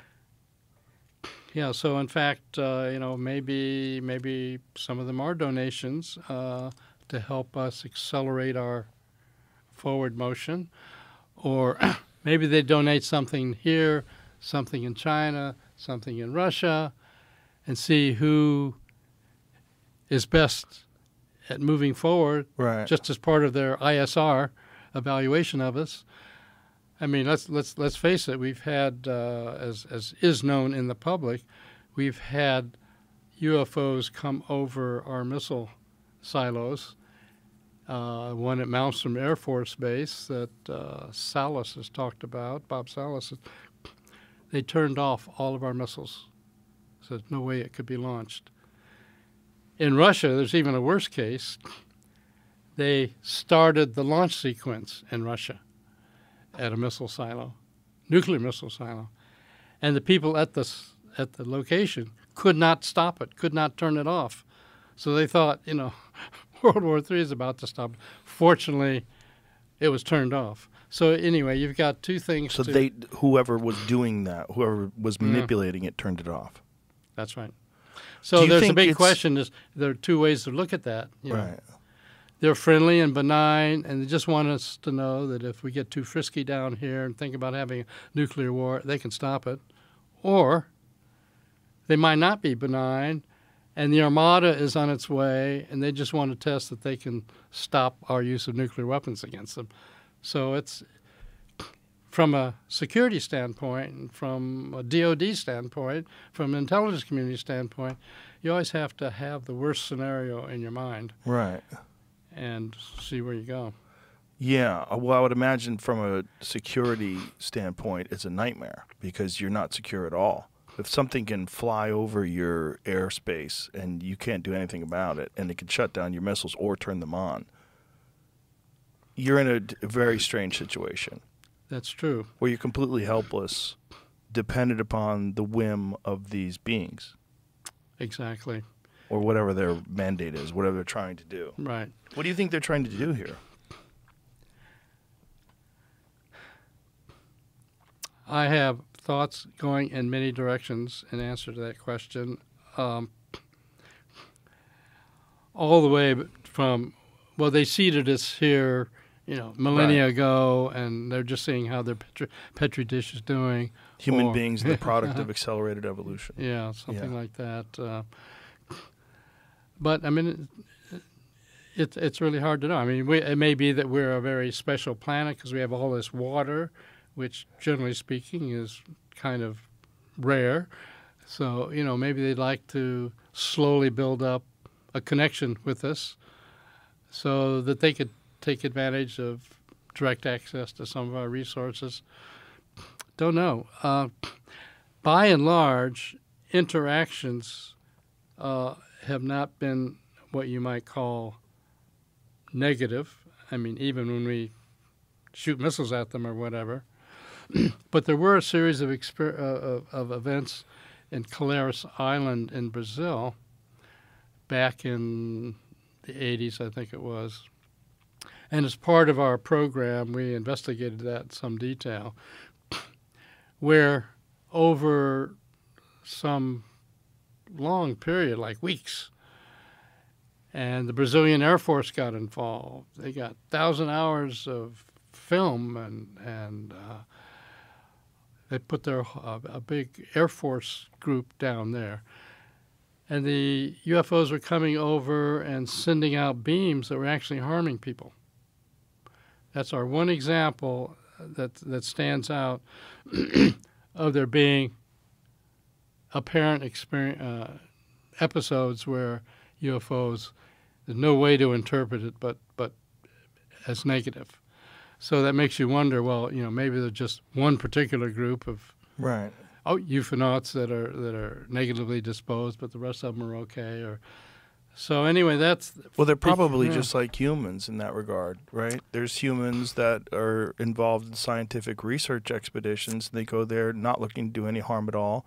And then there's humans that will go into an area where they're looking to extract resources. And all they want to do is do that, and anything that gets in their way, is casualties. Yeah, exactly. So there's a lot, it's still a big area that needs a lot of look-see. And interestingly enough, even though this has been a tinfoil hat crowd kind of thing up until around 2017 when that New York Times story came out, suddenly that really made a difference, because the people that were coming on board that there's something real here were people like Senator Harry Reid and other senators and so on. And so that's sort of broken open that, okay, there really is something here. And so as a result of that, that's how some of these programs have gotten, pushed Greenlit. forward and reignited. How many of these crashed crafts do you estimate there are that human beings have recovered? More than 10.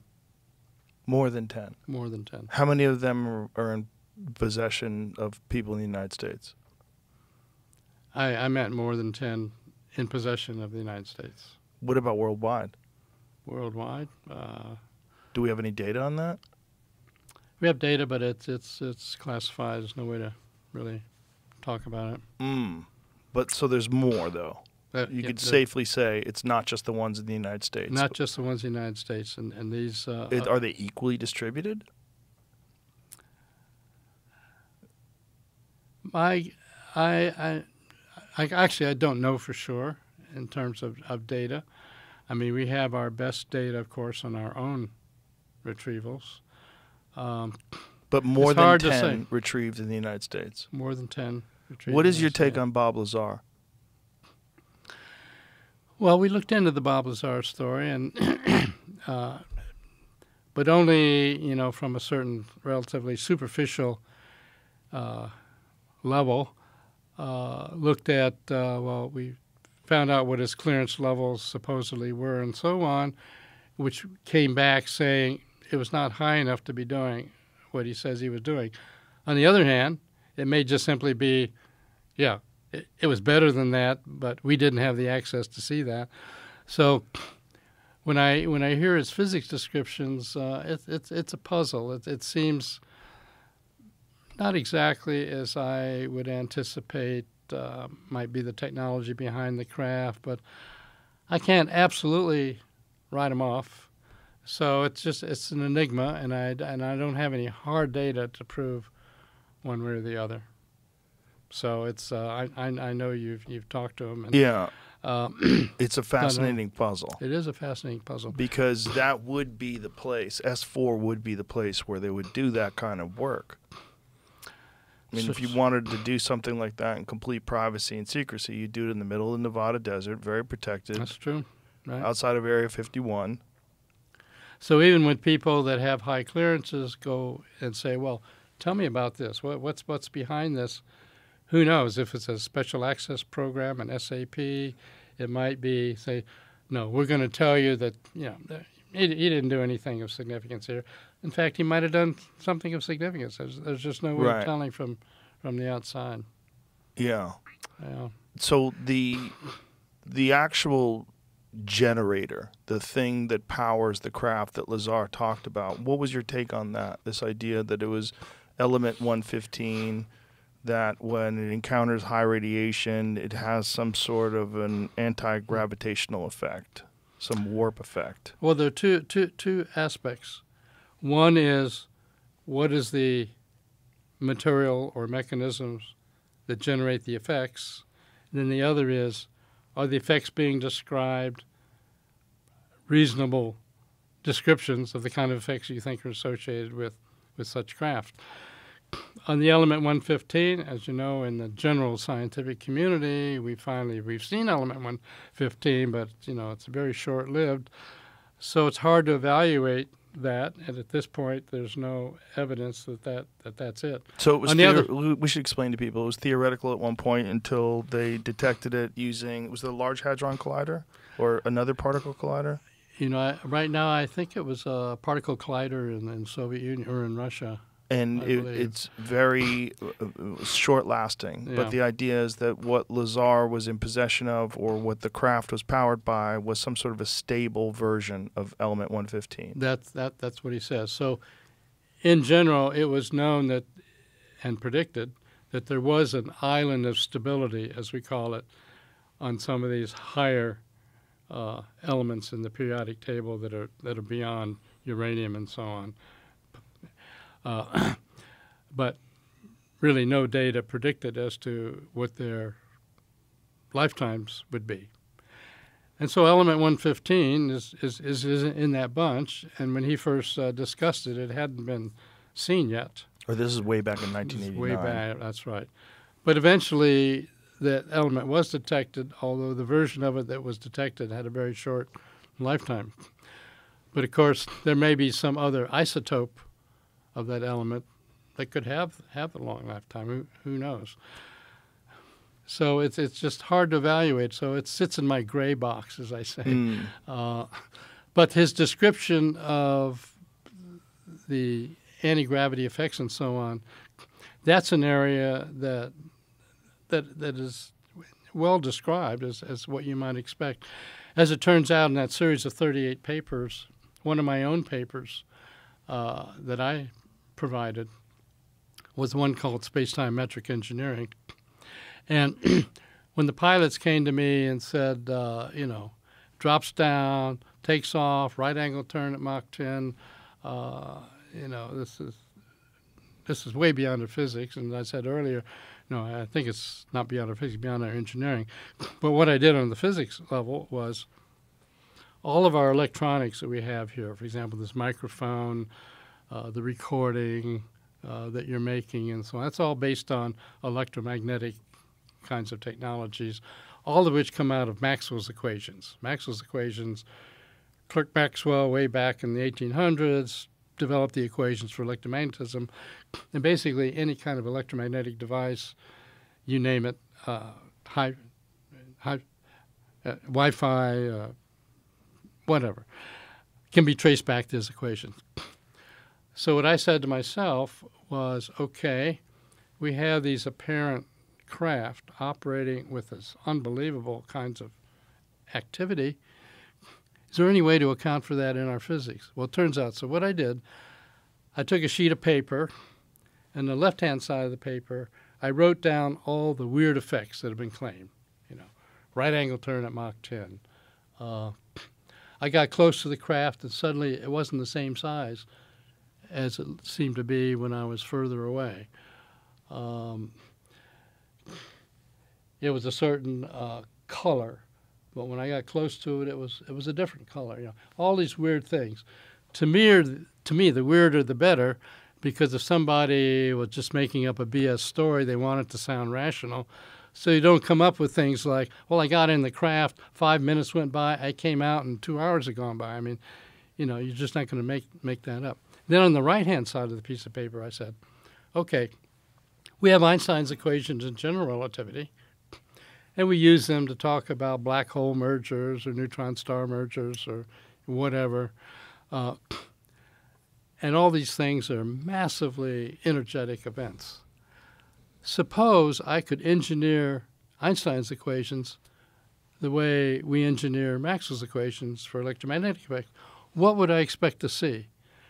And I find out I got a hand-in-glove match between what was claiming to be observed and, what Einstein's equation, if you could engineer them. Well, why can't we engineer them? Well, what we know today is the energy density required to engineer those equations is just way beyond our ability to do so. So, Can you give me a comparison to what the energy requirements or something like that would be like? yeah, people have in fact Alcubierre warp drive. I don't know if you've heard of that, but a Miguel Alcubierre was a researcher in general relativity and kind of a Star Trek fan and so on. And he said, I wonder if we could really have warp drive. And so he used Einstein's equations to say, okay, under what conditions could we do a warp drive? And he actually came up with solutions from out of the equations. Okay, what would it take to drive that? Oh, it would be hundreds of times more than the energy of the sun. I mean, just out of sight energy.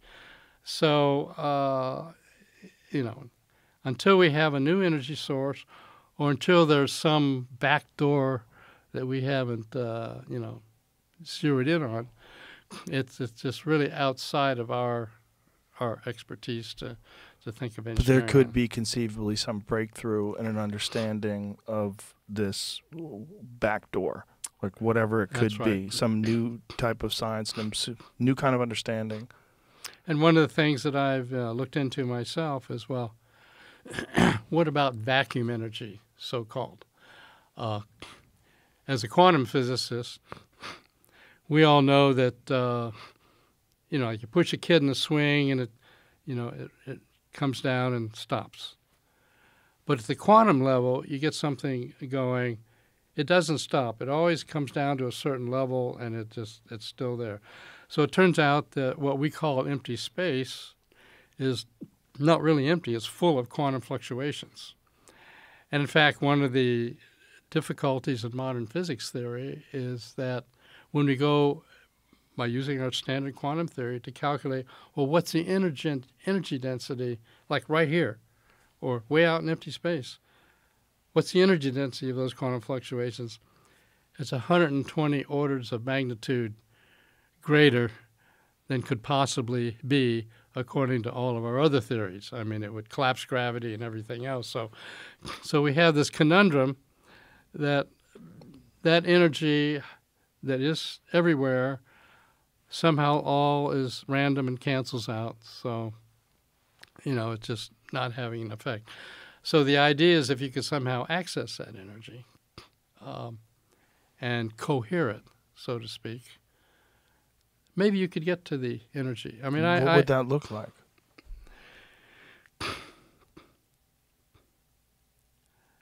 Well, if I go off on a weird tangent, I could tell you what it might look like. Along the way in the remote viewing program where we're kind of looking at physical effects, we decided to take a look at so-called levitating saints. Okay. And so, you'd think, okay, well, that's a Catholic church trying to pretend it's got these magical people and whatever. But when you dig into the data, you find that isn't it. It's that the church hated the idea that some individuals were levitating because they might be in the middle of giving Mass and suddenly they, float up or whatever. So it turns out that even looking in the deep literature of the Inquisition and so on, the evidence is really solid that there have been levitating saints. And what the Catholic Church usually did is they squirreled them off into some monastery where nobody'd see them because they're so... When you say levitating, like, what do you mean? You mean like how I far mean- off the ground? Sometimes... Jamie's got something here. Notable example happened during a visit to Italy from the Spanish ambassador. The ambassador had visited Joseph in his monastic cell and was so impressed that he wanted to return with his wife. Joseph entered the church where the couple hoped to meet him, and upon seeing the statue of Mary elevated 10 feet into the air, flew over the crowd to the statue, prayed, flew back to the door, and returned home.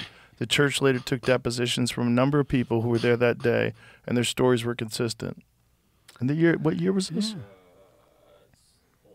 1628. 1628. So there are enough stories like that with lots of observers and the reporting under really excellent conditions. Okay. Now, that guy didn't have a nuclear power pack on his back. So how did that happen? Well, the only thing I can think of in terms of the physics we know today would be that somehow the vacuum energy, which can be very high if you cohered it, and if you made it non-random, maybe that could do it. So perhaps he was able to access this with states of consciousness because he was so devout in his faith that That's upon seeing this, the experience was so overwhelming that he was somehow able to access this energy. Right, and that ecstatic state is... But it would take this extreme belief, this extreme commitment, this state of mind that's very rare. Exactly. That's what it would take. And you would follow that when you did the experiments with the quantum chip. You would say, well, if someone's able to control oscillations, you're doing something with your mind that shouldn't be possible. Right. And you're affecting a physical thing that shouldn't be possible. And this is just someone who'd never thought of doing that before, someone who didn't know that they were going. This is a physical manifestation of the power of whatever unknown ability of the human mind. So since it's unknown, there's no way we would know how to tap it. Right, and if these are very unique moments where this is an extremely devout person who obviously was a monk, was probably meditating and achieving this insane state of consciousness that's almost impossible to get to unless you're committed as long as he was, unless you're as dedicated as he was, and then he has this overwhelming moment. Right, and have no way to, connect the physics to it. Now, but the idea is that if there is energy that's allowing a person using their mind to do this, that somehow or another, if this energy could be accessed through science, through physics, through engineering. We tried to look into that. For example, Andrei Sakharov, a very famous Soviet physicist, said, I don't think gravity is its own thing. I think really it's a manifestation of the underlying quantum fluctuations. And so I and some colleagues from Lockheed Martin and elsewhere kind of looked into that option. And, if we're just sitting here talking and so on, universe is full of quantum fluctuations. Why don't I notice it? On the other hand, if you get into your fast-moving car and you suddenly take off, you're pressed back in your seat. Well, what is it that's pressing you back? I mean, it isn't the wind. You've got a windshield and a cover. Well, there's some modeling that says, well, maybe it's because if you try to accelerate through the vacuum fluctuations, it will push back on you. So that might be our first little touch that, okay, under conditions of acceleration, we do notice the background vacuum fluctuations. Well, since to a theorist, inertia and gravity are, connected somehow, then it makes you think, okay, well, maybe there's some way of accessing vacuum fluctuations to control gravity. That's what we would like to think. And so one of the things we did in the program was just collect every bit of data that we could. So, for example, when I went through my analysis of, well, if we could engineer general relativity, what we'd expect to see, a number of things came out of it. So, for example, in this room, most of the electromagnetic energy we don't see. It's in the form of heat, and we don't see heat. If you get an infrared detector, you can see it, but we don't see heat. Well, it turns out that under the conditions in which you're controlling gravity, the way these craft appear to be doing, one of the consequences and one of the attributes that goes along with it is that frequencies get raised. And so the heat of a craft that you ordinarily wouldn't see can get raised up into the visible spectrum, And so that's why they might look so bright. That also has certain other additional consequences. That is, if it's powered up and it's sitting there on the ground and you get too close, the ordinary heat spectrum, which isn't harmful, or the visible spectrum, which isn't harmful, can be shifted up frequency into the ultraviolet and soft X-ray. So if you get too close to a landing craft that's powered up, you might get a sunburn, which is one of the things that has been reported. Or you might actually, in fact, get radiation poisoning from X-rays and so on. So those kinds of things seem to go hand in hand and give us some clues of where to look. What is your take on the Travis Walton story? I think the Travis Walton story is right on. I think that's a solid story. It's a very. I don't have any I have a bobblehead. specific. It's a Travis Walton bobblehead. Oh yes, okay. That's him. He gave it to me. I Pretty see. cool. Okay, no, I think I all aspects that I've seen of his story, I take that as. For people that don't know the story, I'll give you a brief synopsis or a brief breakdown of what it was. They're loggers. They're driving through Arizona. They see this craft moving through the sky, and it goes into the woods. Travis gets out of the truck, runs towards it, gets too close to it, and is hit with some sort of a beam. Flies back, falls down. The other guys panic. They take off in the truck, and as they're taking off, they're arguing that they need to go back and get him. We need to go help him. We need to go back and get him. They're all freaked out. They decide, yeah, we got to go back. So they turn around, and he's gone. They get back to the spot. The craft is gone. Travis is gone. They reported. Everyone's freaking out. No one knows. They suspect they might have killed him or something. 5 days later, Travis appears wearing the same clothes, looking none the worse for wear, with this fantastic story that they took him aboard this craft, and they communicated with him and fixed his body. That something happened to him upon the impact of whatever that ray was that hit him, that he was going to die. They repaired him, and they communicated with him and brought him back. 5 days later, he has this story. And he's had the same story for decades. And one of the reasons I accept that story is that, for example, the other people who left the site and then went back, they eventually did polygraphs on them, and they passed the polygraphs. I mean, they weren't making up that story. Polygraphs are manipulatable. You can manipulate a polygraph. you can, but would I expect that some unsophisticated loggers would do no. it? You know, particularly one of the guys didn't even like Travis. One of the guys, Travis, got into a fist fight with the actual day of the event. Oh, my. Yeah, and he also told the exact same story. Right. Yeah, right. so there was a lot going on with that one. And then there had been frequent sightings in that one particular area, which is also weird. Like, what is it about certain areas?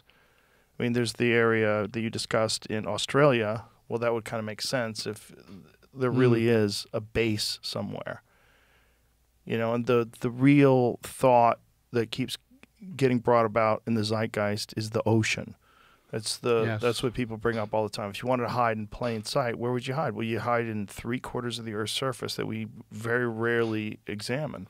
And the observation of UFOs coming up, or non-human intelligence craft coming up out of the ocean, they're all over the place. And right. So Tim Gaudelet, who's ex-Navy admiral, he's a Navy admiral now retired, who was in charge of NOAA, the National Oceanographic, whatever it's called. He's really big on the idea of collecting data about UFOs emerging from the water.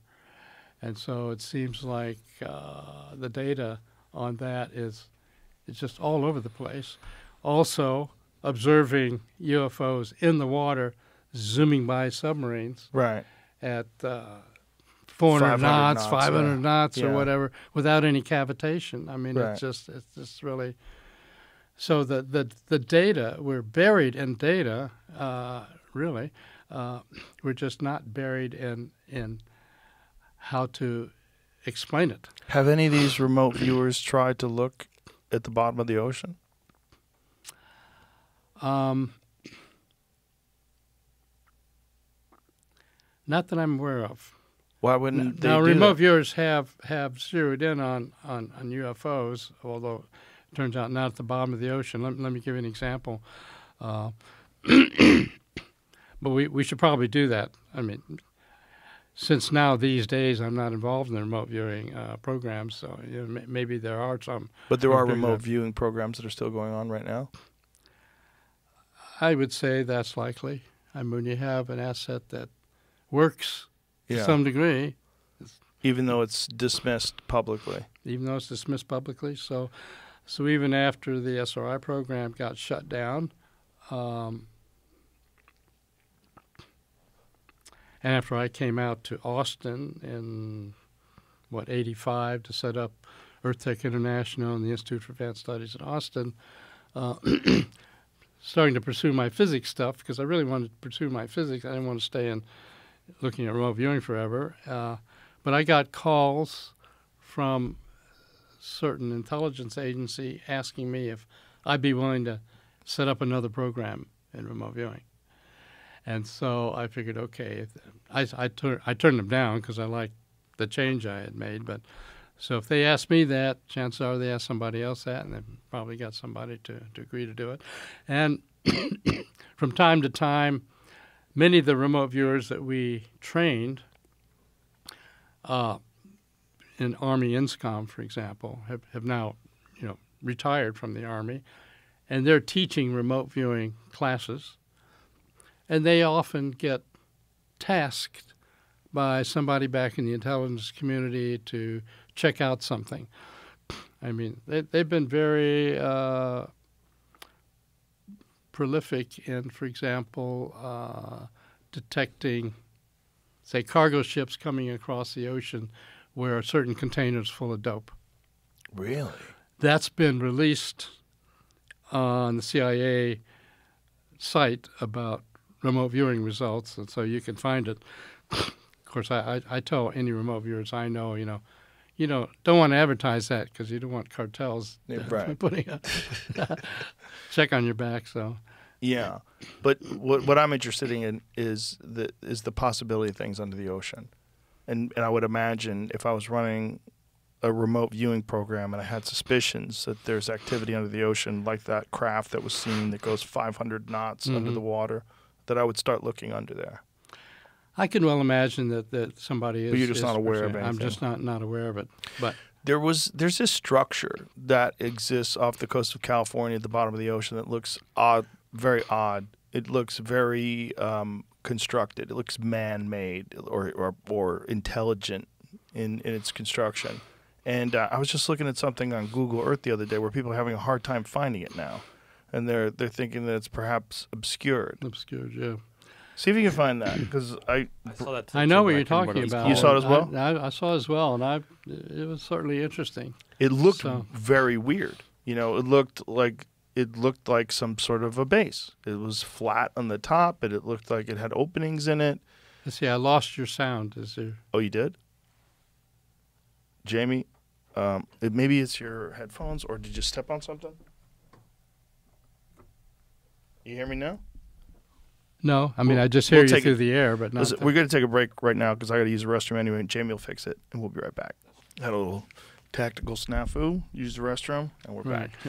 right. So I forget exactly where we're at, but I know where I wanted to go. Where I wanted to go is we're talking about potential sources of energy, potential sources of propulsion systems. How much do you consider the possibility that the things that people are seeing are ours? They're made in some top secret program using some advanced propulsion system, some advanced energy system that is not publicly disclosed. I wouldn't rule out the fact that we may have some pretty fancy things running from our own labs. I know that what gets developed in the dark labs, some of which I know about, are really advanced, but it just can't cover the whole observation that we're seeing with what we call NHI craft, non-human intelligence craft. But do you think that some of this stuff has been back engineered from these non-human crafts? Some of the materials, I would say yes. I think we've got some. it's out on the web these days. That, for example, Battelle Institute has supposedly were given some materials from the Roswell crash, and we always hear the descriptions of this foil that you could crumple up and then you let go and it just flattens out again and so on. So material of that type was provided to Battelle, and they worked on it for some years to try to see if they could reproduce it. And the claim is that, and it's in the public domain, that nitinol came out of it, which is that material that can be heated and then it'll reform into its original source. It doesn't exactly reproduce the effect you saw, but some of it is kind of in the direction of that. And it turned out that some of the main material engineers that worked on that, at their deathbed, they told their relatives that they were working on pieces from the Roswell crash, and they made some progress, but not a lot. You can look that up on the internet and see that that's the case. Is part of the limitation this thing that we're discussing earlier about compartmentalization and the lack of ability of other scientists to get access to this material so they can collaborate? Yes, the compartmentalization, I would say, is the biggest impediment to making really good progress. For sure. I think that's the case. And this conundrum has sort of existed for quite a long time. Quite a long time. This is something decades. Also in line with what Bob Lazar said. Bob Lazar said the big frustration when he was working, he was tasked with trying to figure out the propulsion system, but he had no access to the metallurgists. He had no access to anyone else that was also working on similar things. And he's like, science just can't progress this way. It needs to be collaborative. Absolutely right. That's 100%. And it's even worse than you would think. I mean, one of the stories that I ran into was a corporation had materials from crashes in their basement. They couldn't even bring them up to the top floor for their own scientists to look at because it was so compartmentalized. And so that was part of the deal where we said, okay, well, give them to us, and then we'll come in the front door and give them to your scientists. And we won't say it came from your basement, and we won't say what it had to do with. And, maybe that would work. But that got shut down, so it was so compartmentalized. So compartmentalization is really a death knell on much of this stuff. As I go back to my Teller story, more collaboration, even though there are faults that can happen and material can leak out and information can leak out, and that might help an adversary. Still, I think more openness would be a better idea. Oh, for sure. Well, definitely for you and I who are fascinated by this thing. Right. What have you had a personal experience with anything that you can't explain? No, actually, haven't. So for you, it's I mean, one time I saw what appeared to be a satellite make a right angle turn, so that falls into that kind of a category. But who knows? Who knows what it was? Right. So no, I haven't. Nothing profound. Nothing profound. So no. You've never been hopped in a jet and flown to the wreckage and had a chance to look at things? No, haven't. God, don't you want to? Well, I sure would like to do that. But yeah. that's still. We had this discussion earlier about well, for example, in the remote viewing or quantum entanglement, or what's going on that in our physics that we don't understand, that these kinds of things can be happening. And you'll be interested to know that someone John Paul DeGioia, and I are in partnership to explore a new means of communication, quantum communications. And so I'm actually now, at this point, directly involved in a program to examine quantum communications. And so it turns out that whereas ordinary electromagnetic communications, can't get through barriers, metal door or whatever. Well, why is that? It's because the electromagnetic signal, when it gets to the metal door, the electric and magnetic fields generate counteracting effects, and so the signal can't get through. So it turned out that some years ago, when I was digging around to try to find out how to explain unusual effects, I dug deeper into electromagnetism down into the quantum levels and recognized that there are some additional quantum processes where you could end up suppressing the electric and magnetic fields, but you would still have a quantum signal, which in principle could get through barriers.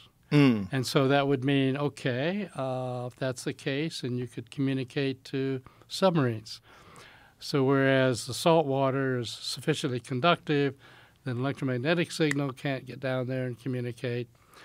If you are able to pull out the electric and magnetic components, but you still have an underlying quantum aspect to it, you could get through. Or same thing with, spaceships. When our spaceships came back when the Apollo spaceships came back, once they started in our atmosphere and are surrounded by plasma, we had this period where there's no communication. Well, for the very reason that electromagnetic signals can't get through charged plasmas. But this quantum communication aspect could. What would you use how would you encode the information quantumly, and how would you project it? What kind of machinery would be involved in something like that? Well, it turns out that the machinery to generate the signals would be very explicitly designed antenna structures that are put together in such a way as to prevent electromagnetic components from being transmitted. It's the detection part where the secret to the technology is, because it turns out that, okay, if electromagnetic signals aren't there, how are you going to detect such a signal? Because all of our detectors are, electromagnetic signal comes in and generates a current and whatever. Well, it turns out that this special kinds of signaling at the quantum level can only be detected by quantum devices. Quantum devices can detect these quantum communication signals even if there's no electric and magnetic effects associated with them. So that's what we're looking at. And so when I think about what areas does this have application for? Well, of course, it's got a lot of application for things like communication and under conditions where you'd like to overcome shielding. But it may have something to do even with some of the consciousness stuff. Because ordinarily, when you hear about people trying to think, well, what about consciousness? Is it still just all molecules and neurons whirling around, or are there some additional fields? There are a couple of physicists, a physicist and an anesthesiologist.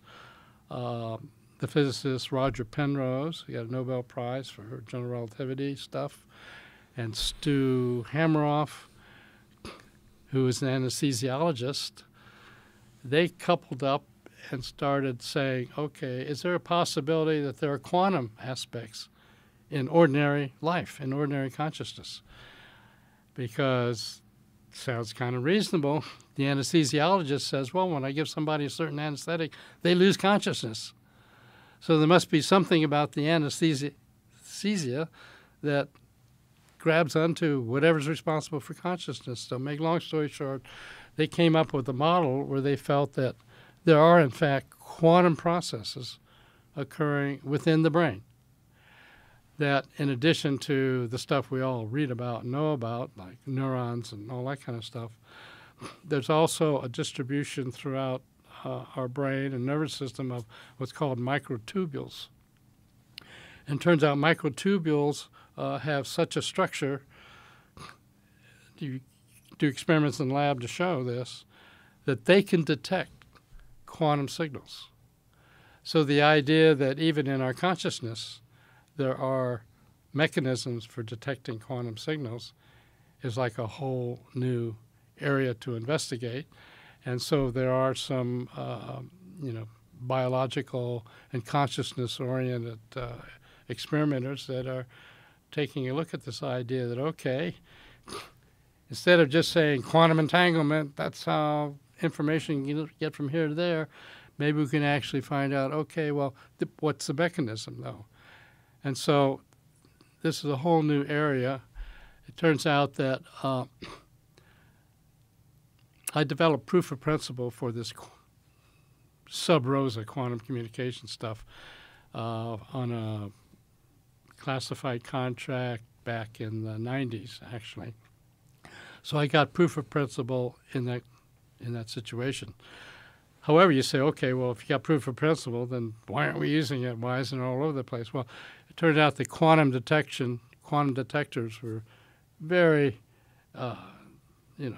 new kinds of circuitry and nothing ready for prime time. So I put that whole thing on the shelf, let it sit there for a while. And now, because of quantum computing, it turns out a lot of research effort is going in to develop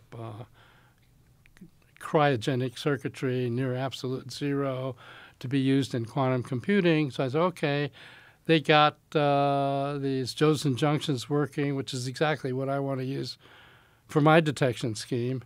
And so if I find time, I decide to take it off the shelf. So I approached JP and showed him what the potential was, not only in just communications, but maybe it has implications for, biological things or medical things or whatever because of this other work on microtubules. So he said, okay, well, let's go for it. So we have another major lab that is actually putting together circuitry for us that operates about 3.7 degrees above absolute zero.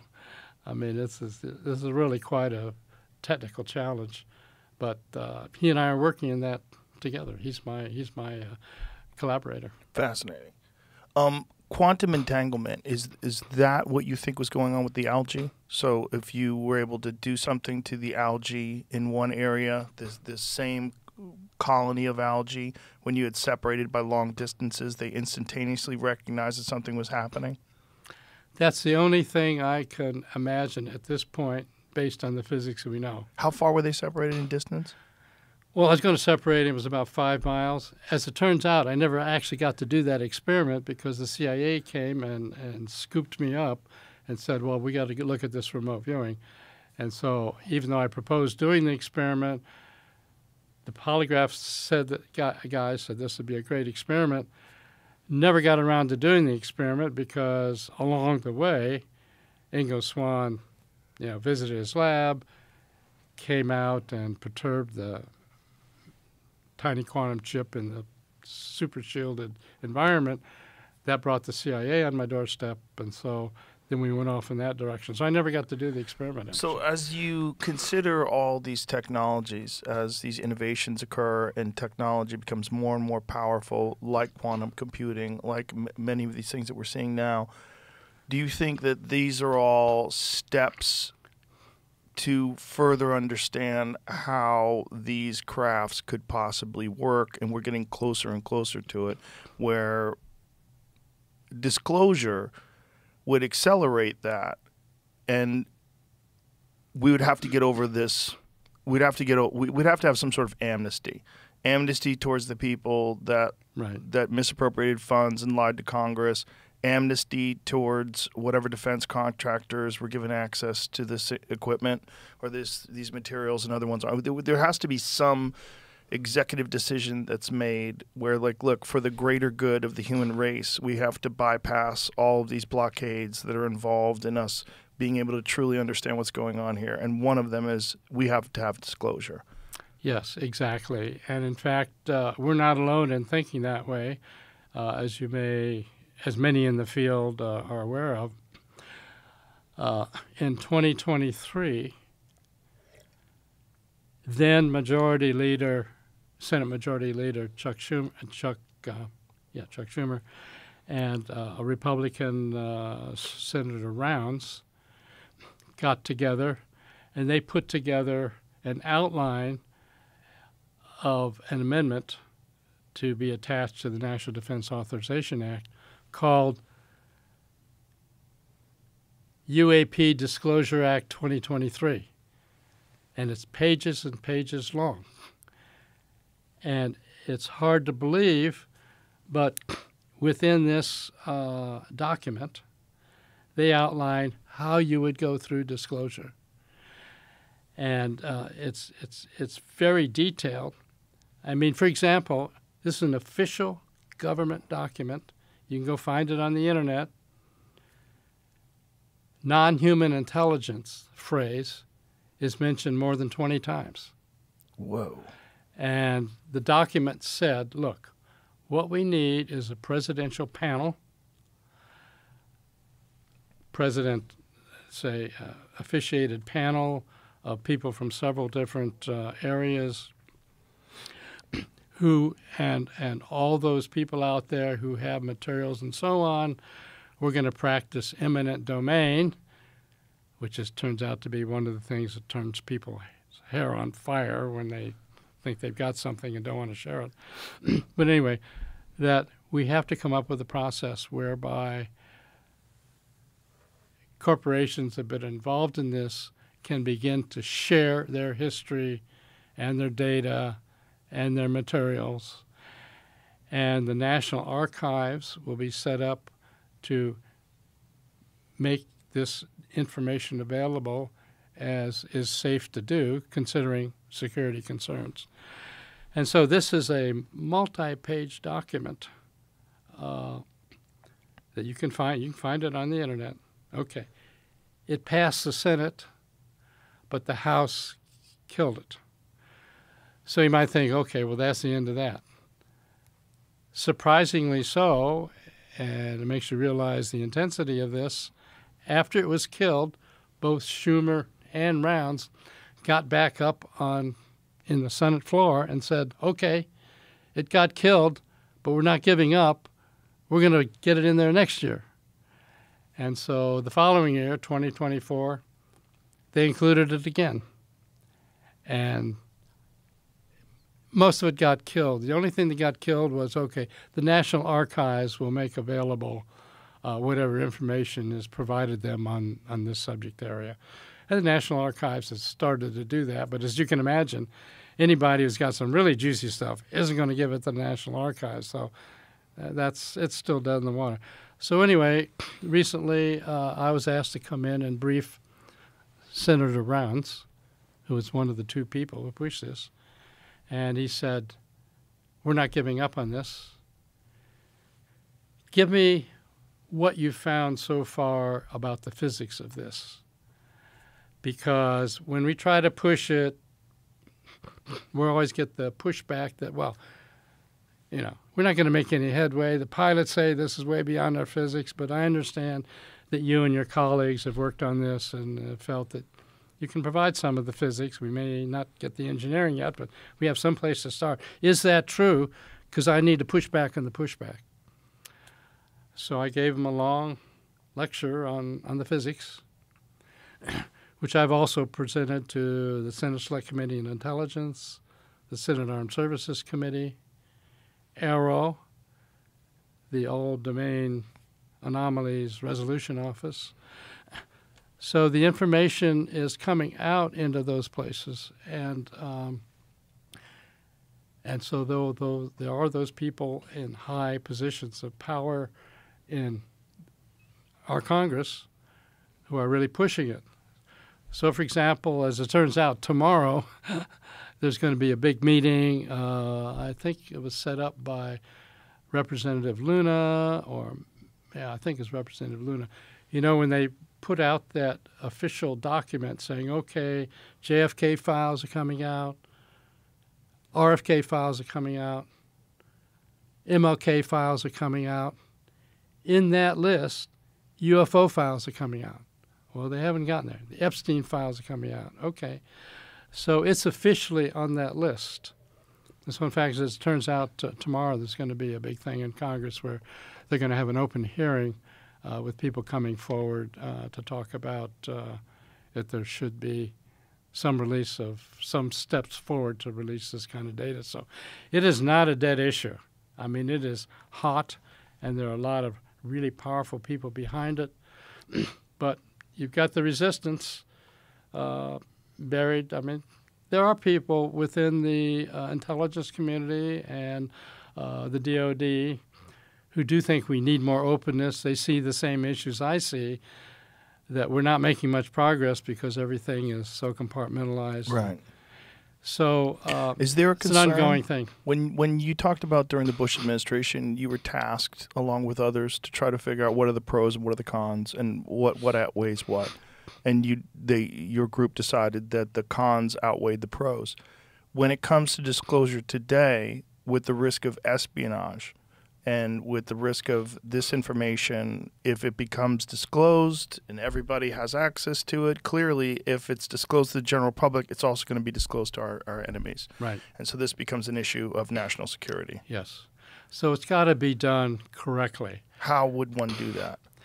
Well, this write-up that Schumer and Rounds and some other people, Gillibrand and Rubio, put together, said, okay, we're going to have to lay everything out on the table at a highly classified area. We're going to have to sort our way through of what can be released that doesn't take the chance of giving our potential adversaries data they need to leap ahead of us.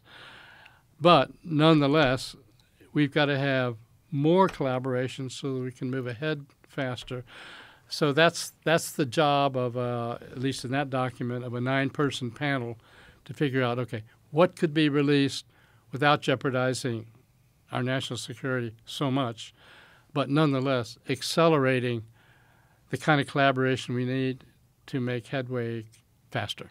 And then there's the issue of when it does get disclosed, like what happens to the general public's perception? If this is like a national disclosure, if Trump gets on television and discloses everything we know so far, we are in possession of 10 vehicles, however you want to call them, right, of non-human intelligence that are not ours.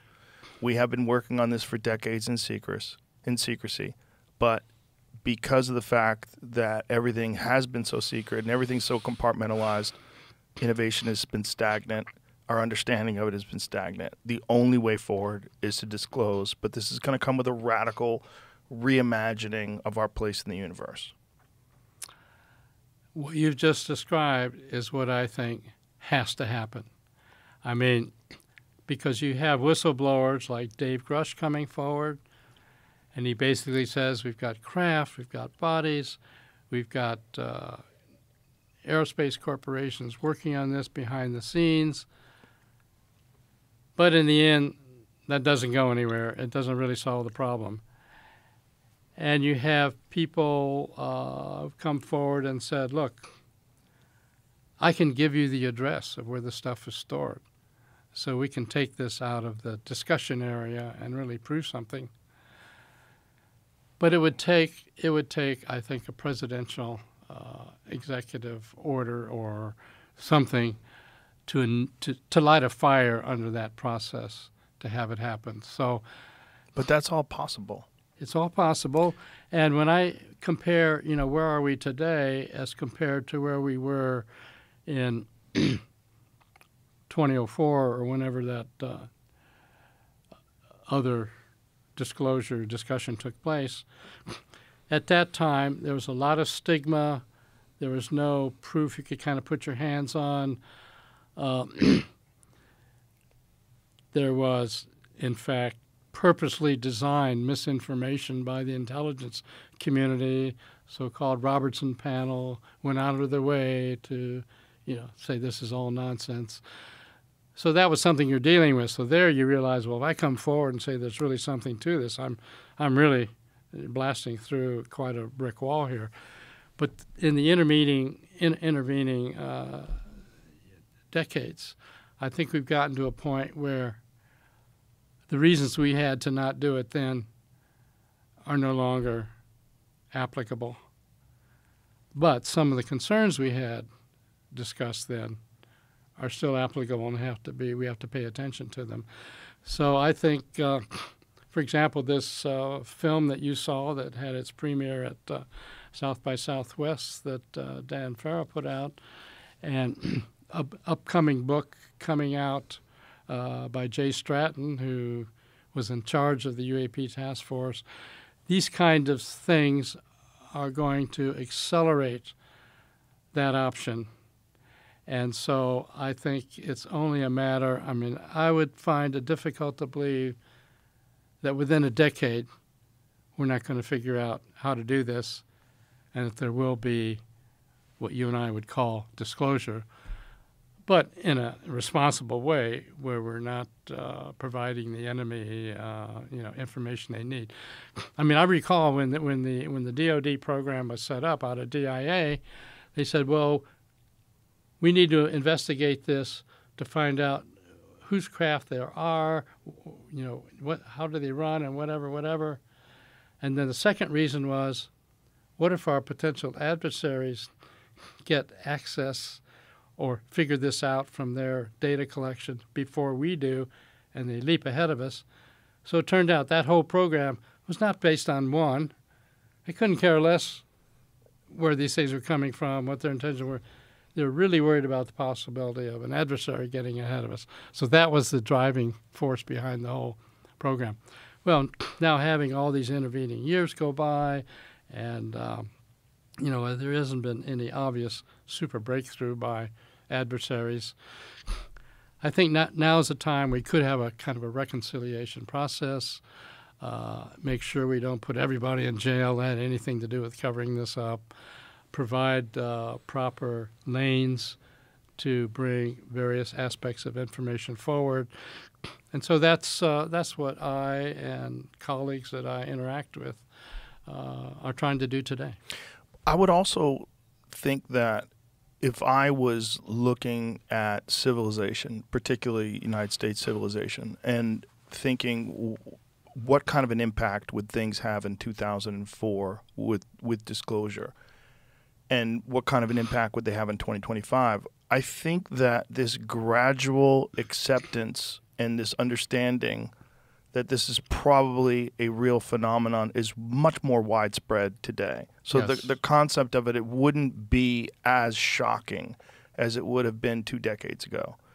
2 decades ago, by the way, is when the Tic Tac vehicle was observed, which is 2004, yeah. which is really kind of crazy when you think about the technology that was required to do something, and then imagine that technology being ours in 2004. It seems preposterous. Right. It seems almost outside of the realm of even whatever top secret programs could have been running, some black programs could have been running. That seems too much. It is too much. It seems too crazy. So I think a big breakthrough, and I think you probably agree, was the New York Times. That 2017 report in the New York Times was huge because here it is in the most prestigious newspaper in the United States, in the world, right? And it's saying, look, there's real things happening here, and there's real people who are at a very high level who are talking about these things, whether it's Commander Fravor or Ryan Graves or all these different fighter pilots that have encountered these things that are just doing something that is beyond explanation. This is more in the zeitgeist now. Yes. And the more you have people like James Fox and Jeremy Corbell and these documentaries that get out, more and more of an understanding and appreciation of the fact that these aren't kooks. These are real people, and we need to take into consideration the very obvious possibility that we are not unique.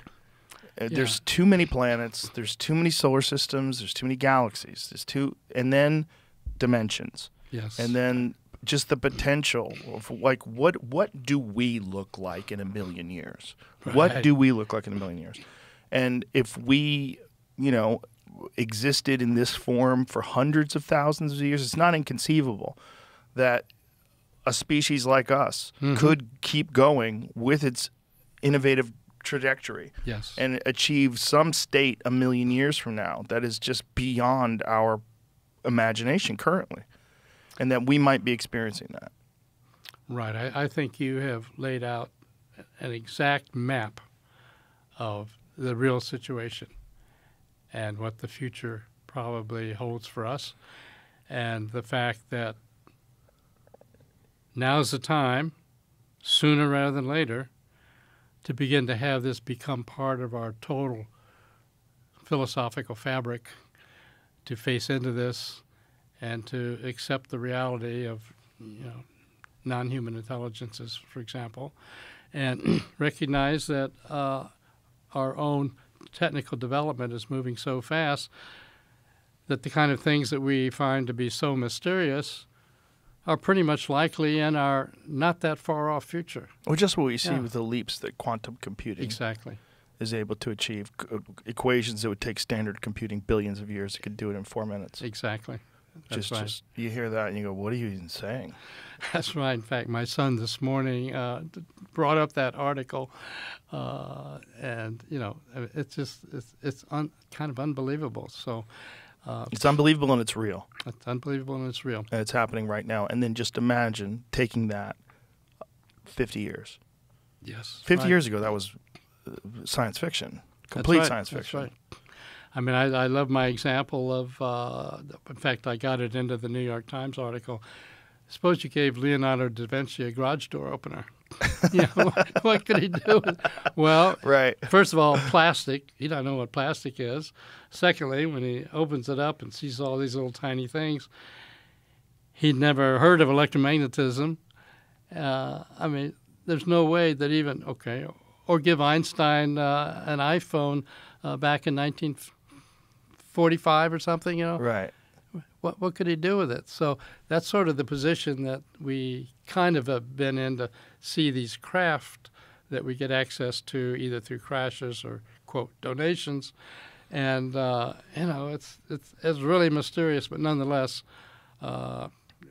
we should do our best. And these days, because of the development of quantum technologies and so on, we have better tools. We have AI on our side to move fast through some calculations and stuff. So I think this is the time where disclosure is going to happen, and relatively soon. Well, if it does happen, it's thanks to people like you that stuck their neck out for many, many years. And I'm sure you experienced a lot of ridicule and side eyes. Yes. Sure did, right? In fact, I remember when I was involved in the remote viewing program, one of my sons was attending a grammar school, and one day another father's kid came over to play with him. And when the other professor, actually at Stanford, came over and said, I brought my kid over to play with you, but his last name is Putoff. Are you associated with that Putoff at SRI and that remote viewing? I said, yeah, I am. And he said, okay, my son's not going to come over and play with you Boy. anymore. So Oh, you what run a into fool. that. What a you run into fool. that. But I don't know, some people Why just wouldn't he have- want to talk to you? If that was my kid, I'd be like, let's hang out. Yeah, really. Tell me, Hal, what the heck are you doing? Yeah, so anyway, that's If what it's we a used to run into. But Closed-mindedness. is But just- that shows how things have changed. Right. In general, when we talk about the remote viewing aspects, people just say, okay, I accept that. Now, how can we apply it? And we talk about technologies associated with crash retrievals. Okay, fine, but what can we learn from that? How can we apply it? So, I mean, it's a different world we're in now, and I'm really excited about it. And I'm not going to stop. Well, I'm very happy you're out there. I really, really appreciate you, and I really appreciate your time. So thank you for coming in here and talking to us. Certainly welcome, and I appreciate the fact that you're willing to be pursuing these frontier areas and bringing them to a large audience. That's a real gift. I really appreciate that. Well, it feels like a gift for me because it's so fascinating, and I've been obsessed with it my whole life, as I think a lot of people are who Yeah. look into it at all and realize there's something of substance there. Right. Well, thank you, Hal. Thank Okay, you. well, It was a thank real you, pleasure. Joe. Pleasure for me too. All right. Bye, everybody.